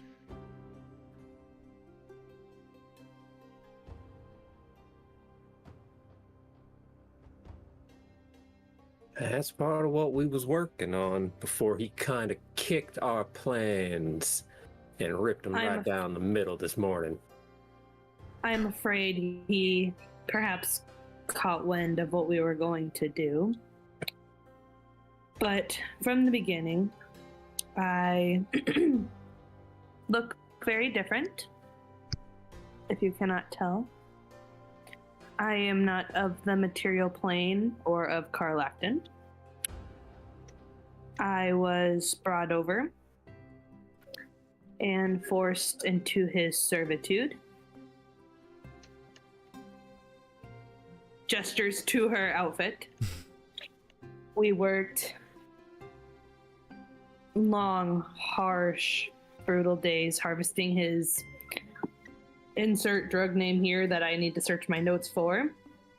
Clyde has a vial of you. narcotics if you would like some examples. You know, you could show, we do have the drugs, but we can't show you that they came from him.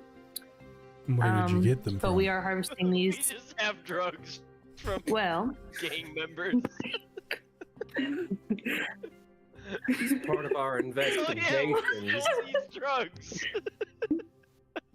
We've been trying to do things quietly for a little while. Nay. Well, it hasn't really worked out. As I was one of the slaves, I was there harvesting this. Perhaps I took some with me. He has these dream lilies. There's many. There are these. It's a far more complicated process that unfortunately I do not have the intellectual fortitude to explain.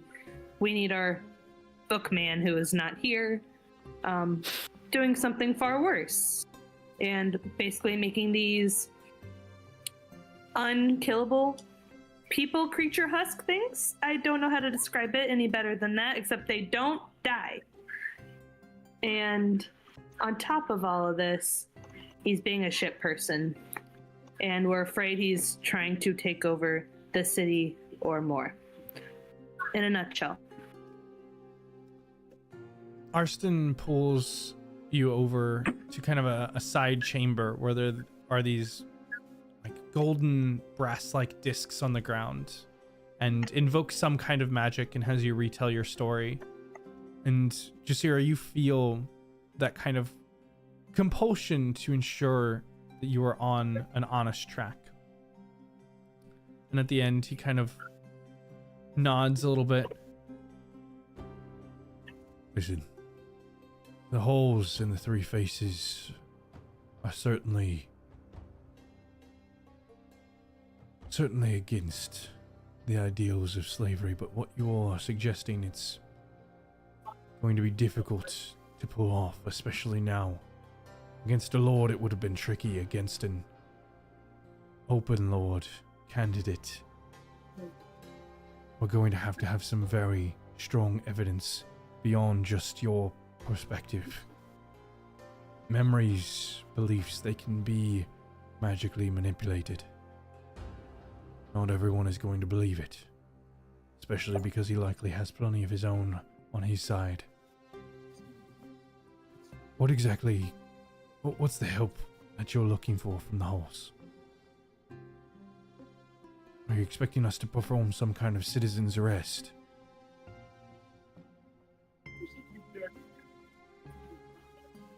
Jasira just kind of looks over.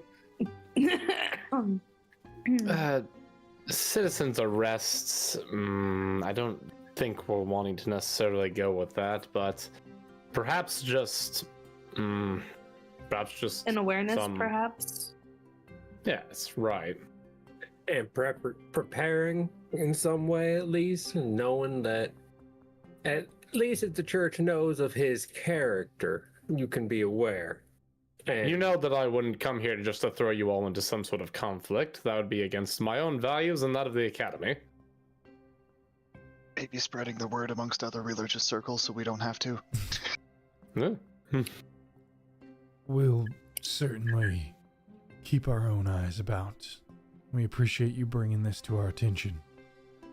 And we'll see what we can do about letting others know and see what they observe as well.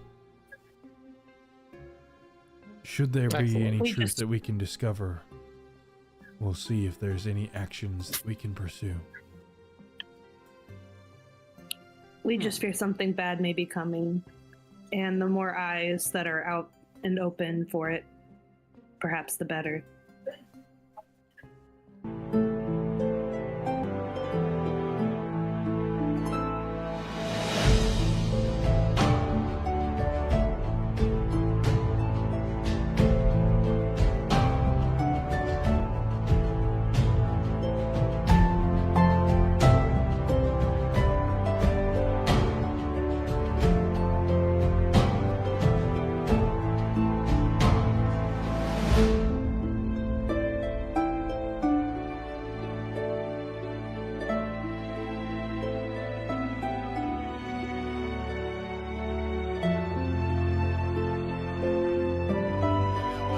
That's probably the most believable of the statements. Yep. Okay, so yes, after Pick on talking some on your own side. Okay, so the 6-year-olds? after talking with Arston, he did let you know that he would be looking out for any signs, would keep people on alert, and would pass the word around to others to try and observe and see if there was any validation to what you all had shared.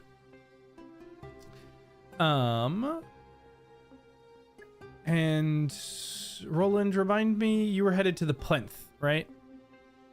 Yes, with anyone who wanted to. Yeah, I was gonna go with you. Perfect. Okay. Okay. Was Morian or anyone in the Verdant Vale planning to join to hunt down clues of Zane, or? I thought they were going after Andy, but if you'd like to adjust that, we certainly can. Well, we went after the clues based on the places that Andy went with Redbeard before. Correct. And then Roland had passed you word that Andy had been sighted near the hospice and the City of the Dead. Oh, that actually happened. Okay. Yes. I thought it was going to happen when we regrouped at dinner. And okay, so he actually. So this is post regrouping with dinner. Okay. We weren't convinced witches ate dinner, so we just made sure to get the message to you. Also, Austin, your video is frozen again. We can hear you, but you're struggling. I will drop off of this then. See if that helps. Okay. I had video. Meanwhile, David, remind me what Roland passed word, what it actually was. I didn't take the notes clearly before.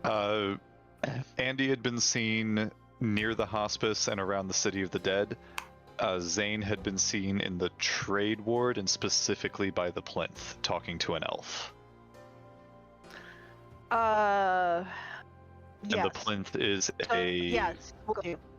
All fail. I knew that. Okay.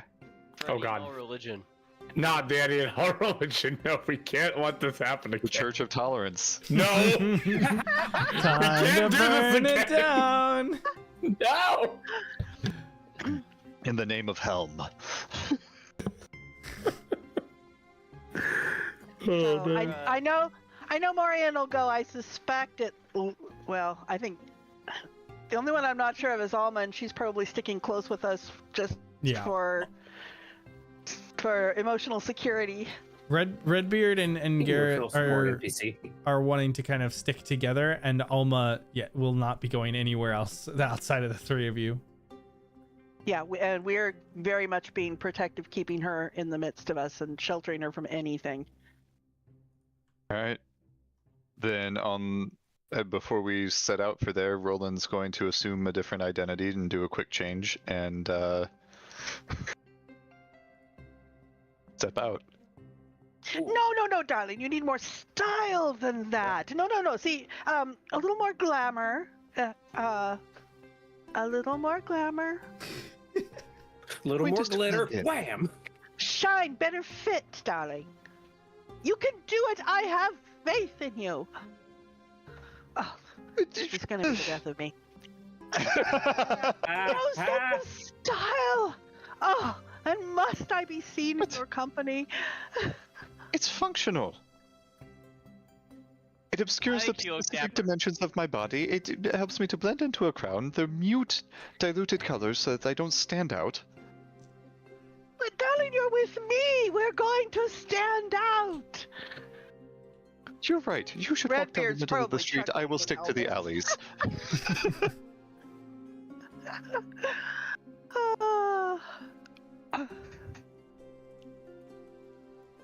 Anyways, yes, we're going to the plinth.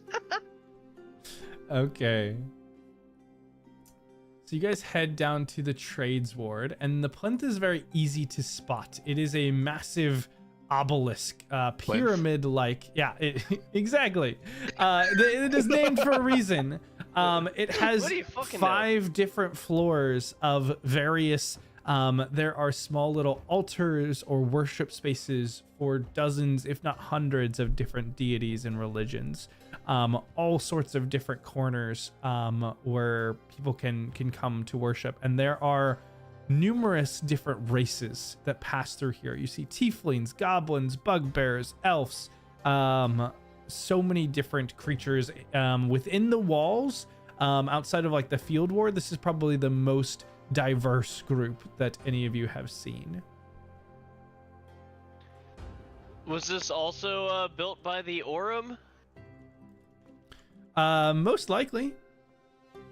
If not built, expanded by. That's a good question. Many of the things bringing about diversity in the city were funded or helped to grow by the Arum. I'm gonna take a lap and try to assess the crowd. Staying separate from Morian because she is recognizable at least by Hey, darling, Zane. they. Every time. I know. Recognizable. Hey, you're making me more comfortable saying it that way because I would get lots of practice correcting you. Yeah, I'm sorry. Again, I look at you. I know. I should turn off. Well, but you'd still hear my voice and you still know me. So. Yeah. And I am going to turn. Okay, if so it makes you we're feel on the any better, trail- when I played a girl character, everyone still referred to her as he when they were looking at me. So. It happens. It happens. It's okay, Gemma. So I'm going to turn to my compatriots again. It's like, well, we're on the trail of Zane. Do we go for ascending, do you think? Or are we still going to say no and try and play this off as an accident if we run across him? Redbeard looks over. What do you think we would say?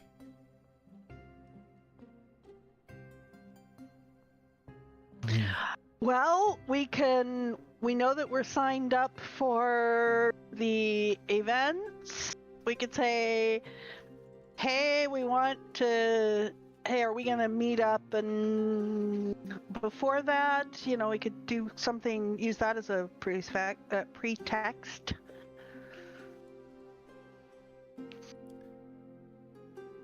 I suppose we could. Is there anything that we're looking to try and get out of him?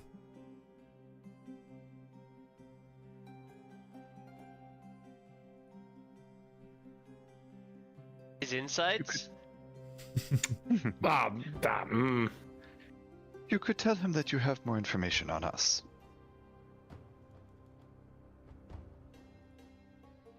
This is true. If you want to draw him out.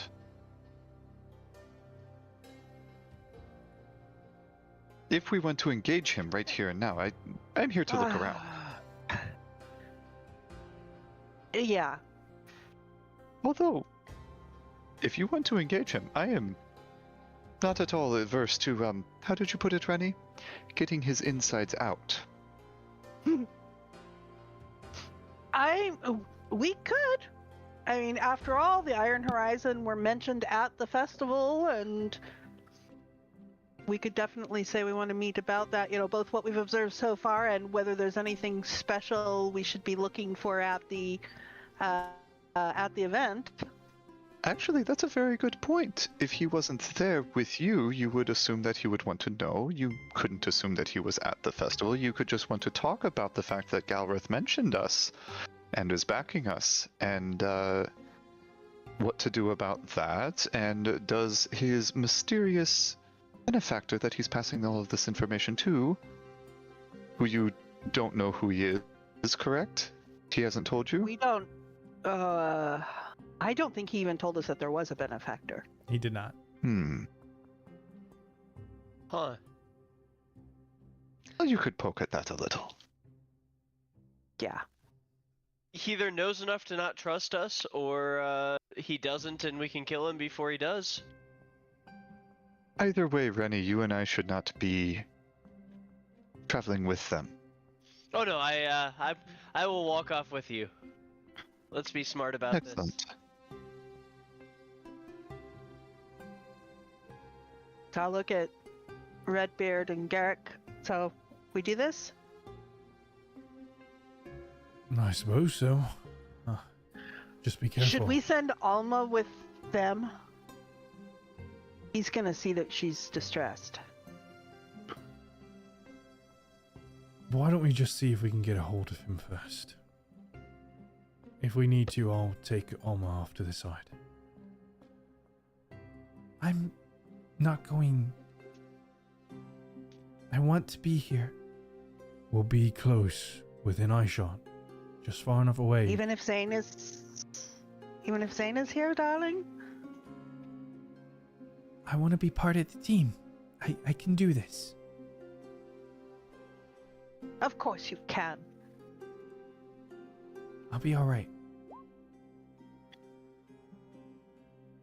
Of course you can. All right. I will go ahead and initiate. I still think there's something off about Alma. Shush you. I like Alma. This is out of character. I just rolled an insight check. Yeah. I just rolled an insight check. Like I want to like just peer into her mannerisms, into the distress, into all the things about how she's acting right now, and is she going to stab me in the back as soon as it's turned? Yeah, Renny. Alma would never do that. Which is precisely why I'm suspicious of her. Both Renny and Roland, the two of you, keeping an eye on Alma, she certainly feels like the weakest link in this plan. Like, she is clearly affected by all of this. She is stressed. She is hesitant and worried, but she's trying to put on a brave face. She's trying to be strong here, but she is clearly shaken to something core to her. And both of you get the impression that there is still something that they haven't talked about with you all that occurred in relation to Alma. And actually, based on a very brief, subtle interaction, those who are the most perceptive and insightful in the group, Redbeard and Morian, clearly considered and decided not to tell it yet. So Yeah. we're withholding, but that withholding is carrying a protectiveness of her, not an actual trying to keep it from you. We just haven't gotten the time that she hasn't been with us to tell you about it. Yeah. No, I just the clear weakest link in our group just makes me wonder if she's the strongest link in someone else's.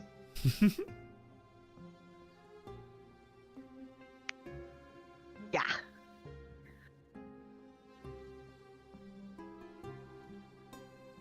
Yep. She's our precious girl. Okay, so I'm going to initiate the sending knock knock knock to Zane. All right, what are you sending? Let's see, 25 words. Darling, where are you? Did you hear that big announcement at the festival? I note we're signed up. And let's see, festival. I know we're signed up. Should discuss Iron Horizon. I think I'm forwards. I still have forwards there. So that's what I send off.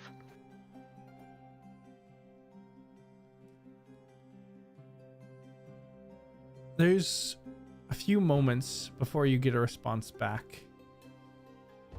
I'm scanning the crowd to see who picks up the phone. I can't tell distance. Sending would be anywhere on the plane, basically. Oh. I'll still be laying low until the morrow. Meet you at the games.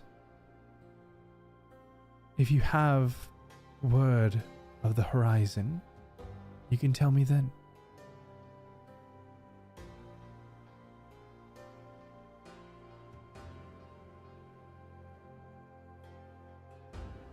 I'm not going to send a follow-up. I'm going to look directly at Redbeard, and just the expression on my face is going to say it all. He kind of nods. And Roland and Renny, you two have already wandered away? Or are you still here for this? Okay. Well then, he looks back at Morian. I suppose should we head inside? Take a look around as well? How busy is the place? Is it the normal very busy, or is it, people are off doing festival thing, so it's relatively quiet. Yeah, it's evening time and the city is alive with festivities. So there's still a large number of people here, but this place is usually packed. And so there are a handful of people on each floor. And so it is not empty by any means. But typically there are tons and tons of people at this temple, and that's not the case currently.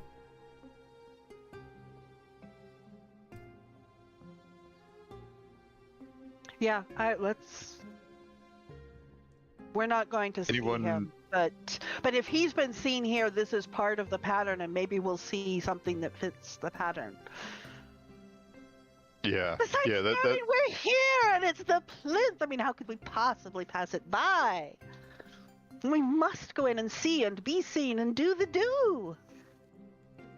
I'm scanning through the crowds as like I've tried to get to somewhere I can see a decent amount of the square and the plinth, and just to see if anyone suddenly perks up and looks off in a different direction when she sends the sending on an off chance, but also just looking for any clandestine activities going on. Okay. Give me an investigation or insight. And I'll have detect thoughts going as well. And that's 30 feet. So I will be moving around to get as big a sweep on that 30 feet as I can. Okay. And yes, you can help them. Are you using any special help or just a normal? I will use some bardic inspiration, kind of help, dump everything I can to help, kind of assistance, if that works. That this is kind of the important thing, I think, that this is where he was seen, this is what we're doing. So I would like to give you advantage with a special and a bardic inspiration, sir. Amazing. And I'll cast guidance on myself.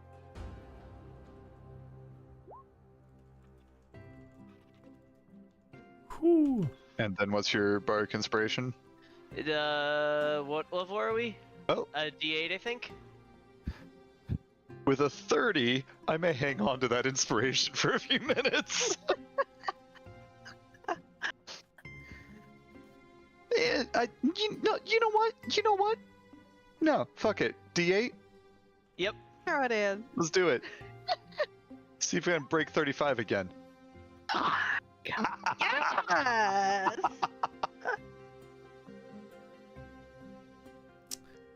So with a natural 20, that would have been a 40. You look across, and Roland, you've taken up a position kind of at a roof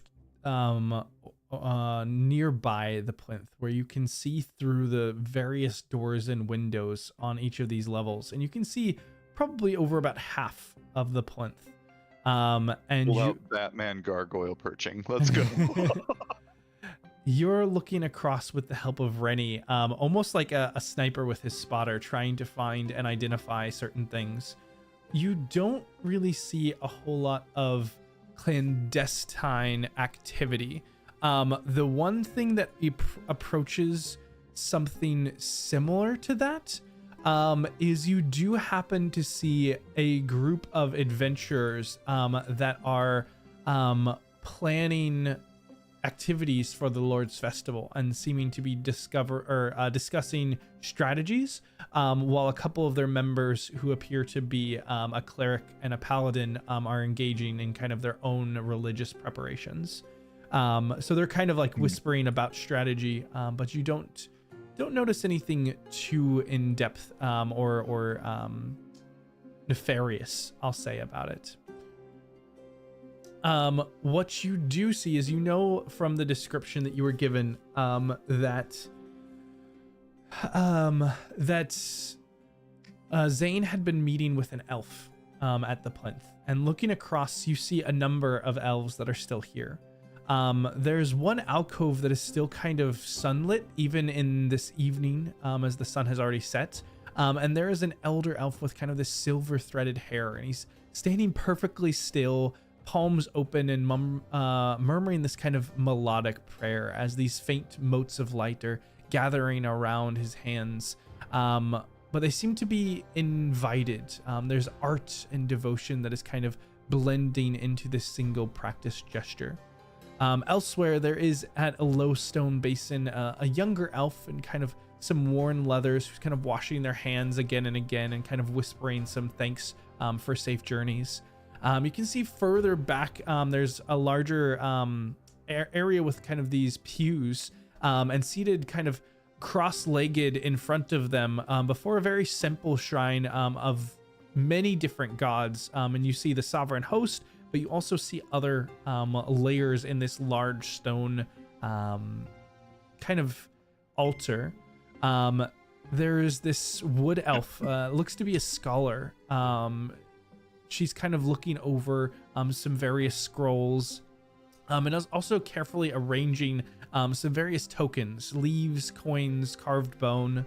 And then in kind of a shadow of one of the great columns on the bottom, kind of half hidden and deeply focused, there is a slender elf with what looks to be these long red gloves across her forearms. But every so often you see as she draws back and seems to be carving in some sort of ritualistic but religious sigil into her skin, and then marking a similar marking in ash upon the stone floor.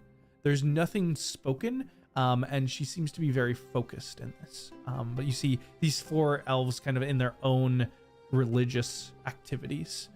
And I'll say certainly with that investigation check, the last elf here is the one that catches the most attention. Particularly because the activities that they're involved with are indications that you have been reading about recently. These are various rituals and practices of the blood of Vol.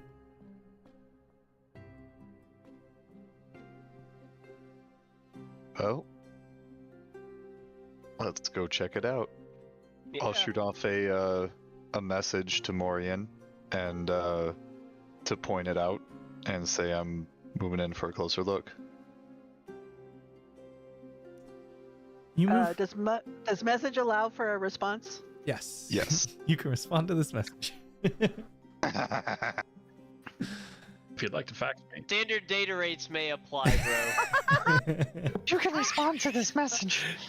The commercialization pretty of good. magic. Thank you. Hey, do it in that guy from Kobold or Go Home's voice.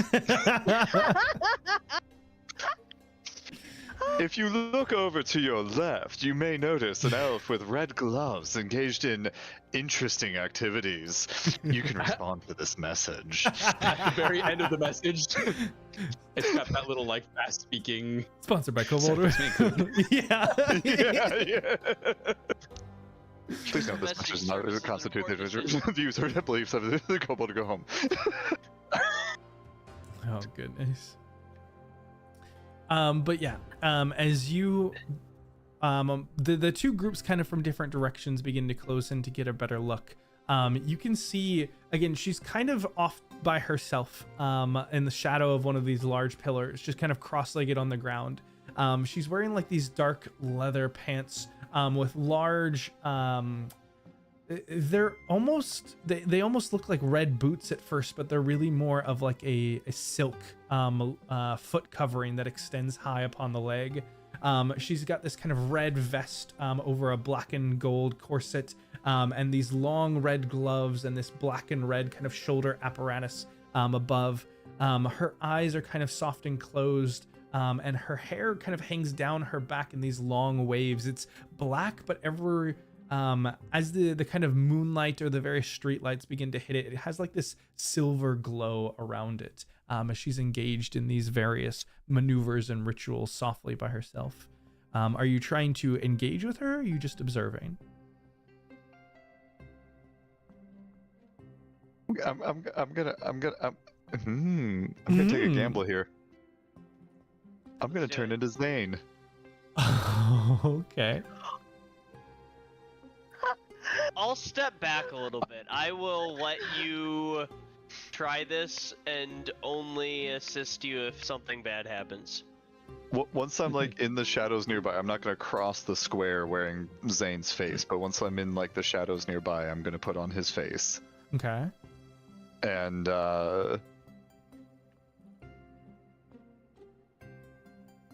And just I want to be start within to- 30 feet with the detect thoughts, but not looking that direction. Yep. Do you want to But yeah, engage in a fake zealous conversation?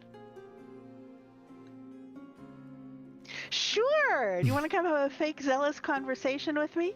Exactly. Yeah.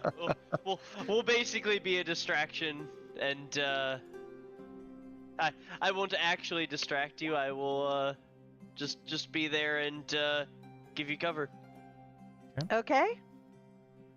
So I am able to alter my voice as a part of the shape change, and I am able to unerringly mimic the speech patterns and accent of Zane, because I've definitely heard him speak for more than a minute. The dude won't fucking shut up.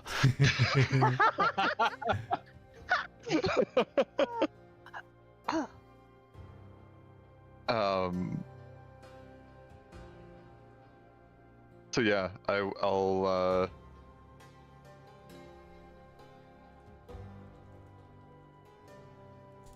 just kind of try to mimic his mannerisms physically as well, which he doesn't jump out and get people. He just kind of sits in the shadows and waits for them to notice, from what I remember. Honestly, He's just his interactions are there. not terribly unfamiliar to you.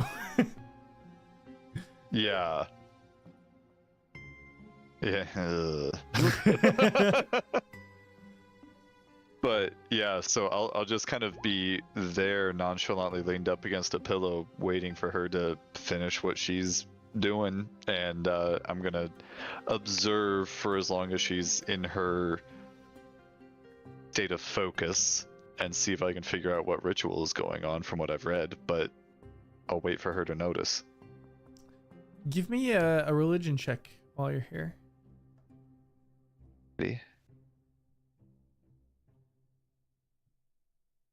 Not at advantage. Okay. Still pretty damn good. Yeah, Ooh. looking I'm here, worried for any combat. you can see that she is making a single mark on kind of the inside of her arm.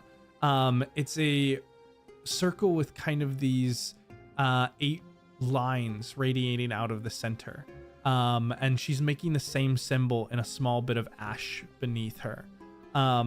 It seems to be kind of an element of focus, and you've read that the Blood of Vol is all about finding divinity within yourself. And this is a very this is one of the rituals that members can invoke to test their own fortitude and their focus, while also trying to connect to the world around them and kind of bind that divinity and access the divinity of essentially the world. And as you're kind of just standing there, eventually she speaks up. Was there something that you forgot?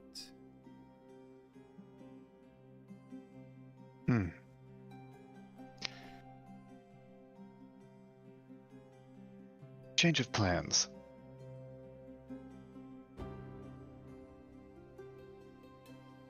I'm listening.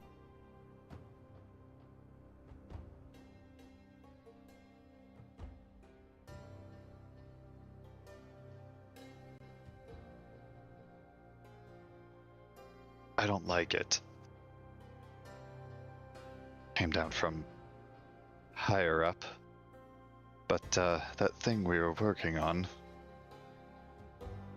apparently we're not needed anymore. What does that mean? I don't know. I feel like I'm getting cut out. Roland, you can notice changes because you've been paying attention to this ritual, the ritual has now changed. What she's doing is shifting. She's no longer in a focus. She is now seeming to prepare herself, almost as if in like there's something more active that she's shifting to, and I'd like you to make me an insight check here. And what am I picking up? I'll give it to you. I'll give that to you in just a second, or I'll maybe give you Okay. Okay. I will turn off guidance because I don't really want to be casting a spell right here. Yeah. Oh no. All those 35s and above. Oh, Oh. Got me here so I can fail. I mean, it fits. I know books, not people. Yeah. As you're watching this, I can do pattern recognition in a crowd, but not on a face. She's shifted what she's doing. Roland, Renny, and Jasira have inspiration. She's shifted what she's doing here. But what the purpose of it is, you're not aware. She shifted from something religious to something different, is what you can tell.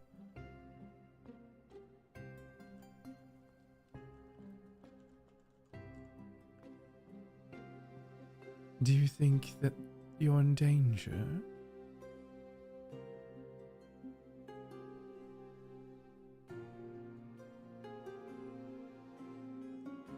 Possibly. I tried taking a piece off the board last night. It didn't work. Are you What about you? looking Have you from- noticed any?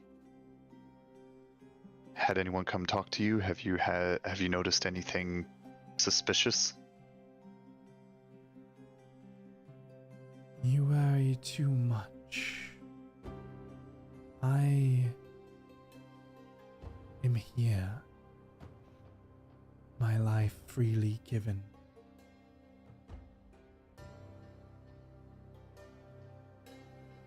Why?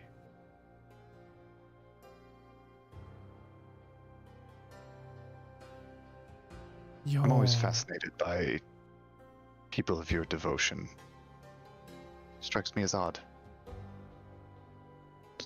No? Are you... Do you place your faith in other sources of the divine?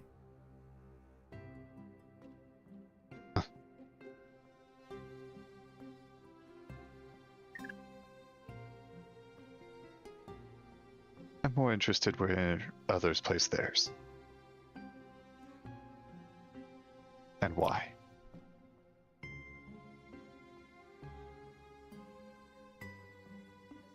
Life is a sacred thing because it is finite. To run, to hide, to worry. It keeps you from the passions and the pleasures that were meant for you in life.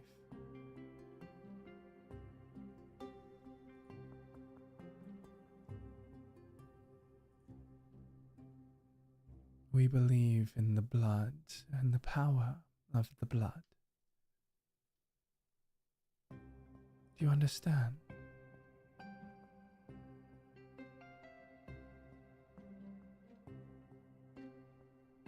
Yeah. Yeah. Just feels weird to feel on the outside. Are you searching for a way in? Always.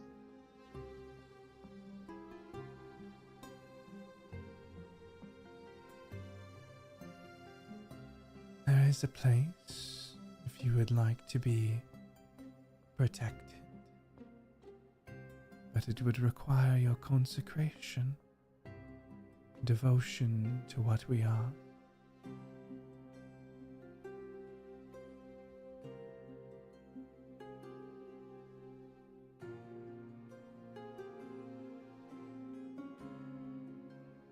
Are you willing to let the spark within you burn longer?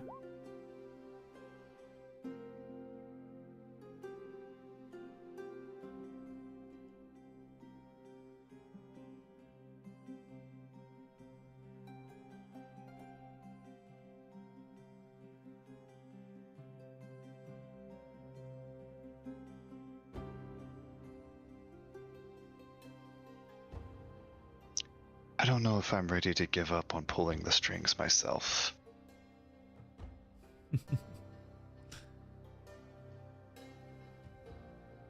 If you think that you have control, then do not let me rob you.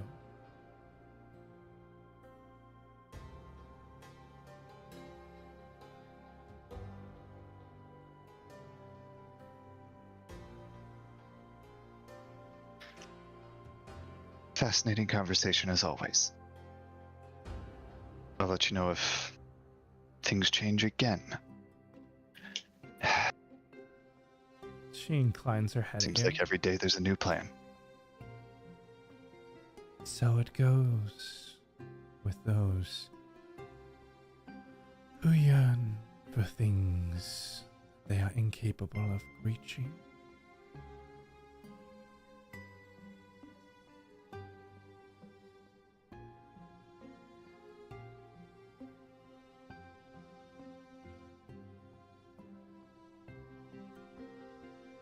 Never yet failed to grasp what I've reached for. And I'll walk away.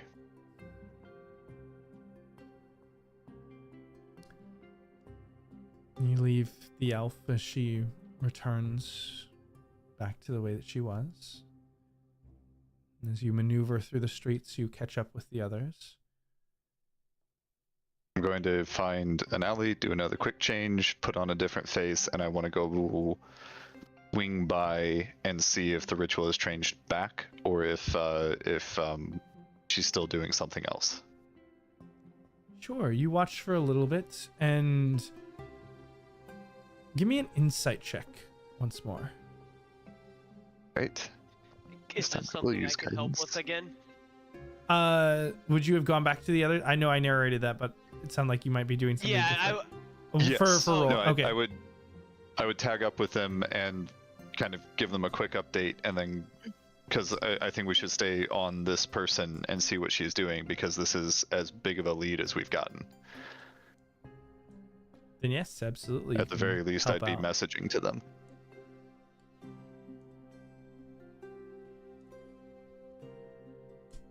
So yeah, I'll give you some more help. Thank you all. And Yeah, another Morian's- bardic, of course. Yeah, Morian's you. continuing to sort of move around but stay within 30 feet, so ranging between 15 and 30 feet at different directions and all that Mhm. to keep detect thoughts. So actually there's two things. I do want to do a surface scan of the elf. I also, just as part of the room scan that I had up, did it seem like anyone focused in and took notice of that conversation that Roland had? Not particularly.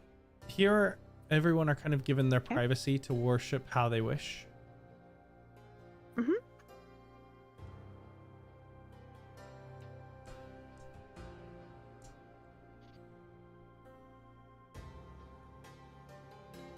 And Roland, do you want to roll me that And insight what did I check? pick up from her? I'm gonna get to that as soon as I get to Roland's. Yeah, Okay. Okay. And then I'll roll the bardic as well. Ugh. 23.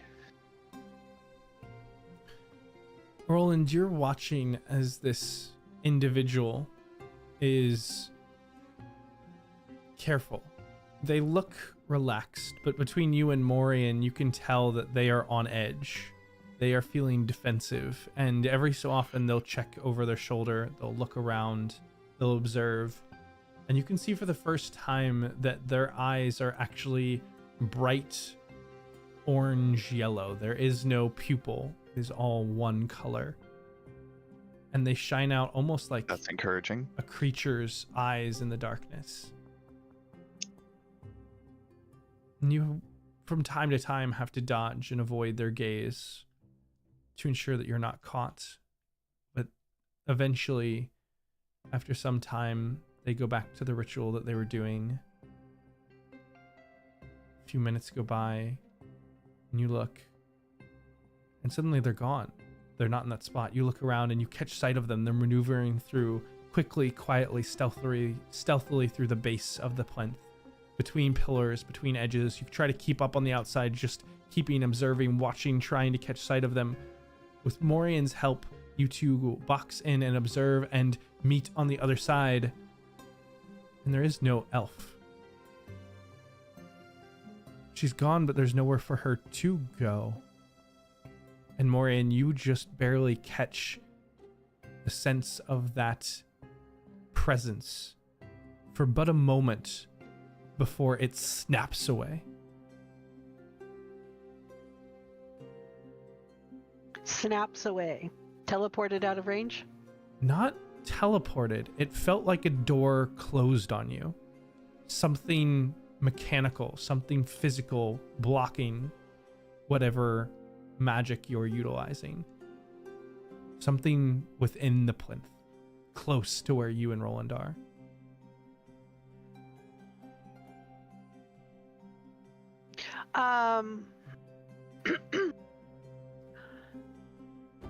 So I am going to sort of move around. Are there places here on this floor of the plinth where other people do that sort of thing? Other people do what sort of thing? The disappearing, so are there places within the plinth that people just sort of vanish, that the door closes with a snap like that? No, this place is very open. That was very unusual, and there's something that you start to put together that must be hidden within the bottom floor.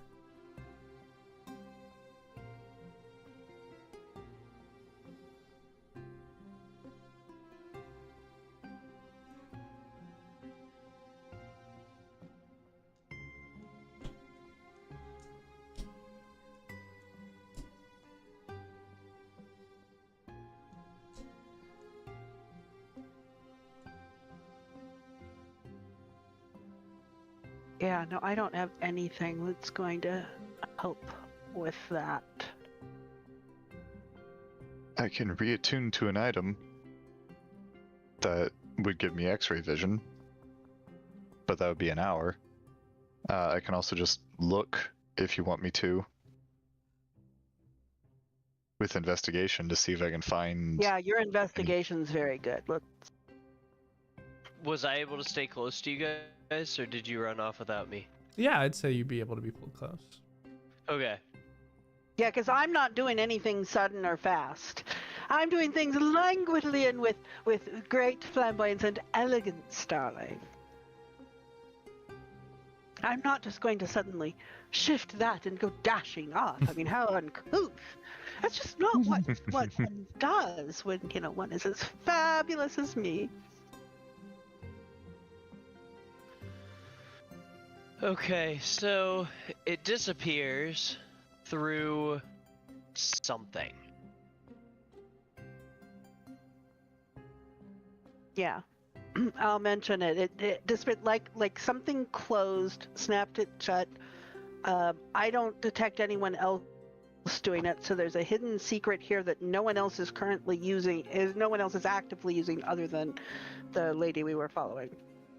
So But there's a door. A false wall or a hidden door. Something lined with what if we lead, knocked on perhaps. the Lead door? blocks magic. I'm going to go up to where it happened, and I'm going to cast knock by knocking on the door, and just like, hello? Oh, You good. maneuver inside. I'm not looking. I'm not standing next to Renny. I'm not looking towards Renny. It's like, oh, okay. You maneuver inside this building, Renny, and kind of move over to where Morian pointed you to this disappearance, and kind of just knocking along the wall, just, anybody there? And suddenly a heavy metal door hidden within the wall kind of cracks open. Nice. And I think Be that center, right? I think that might be a good place for us to wrap up here as we prepare for the final activities of the evening and the kickoff to the festival tomorrow morning.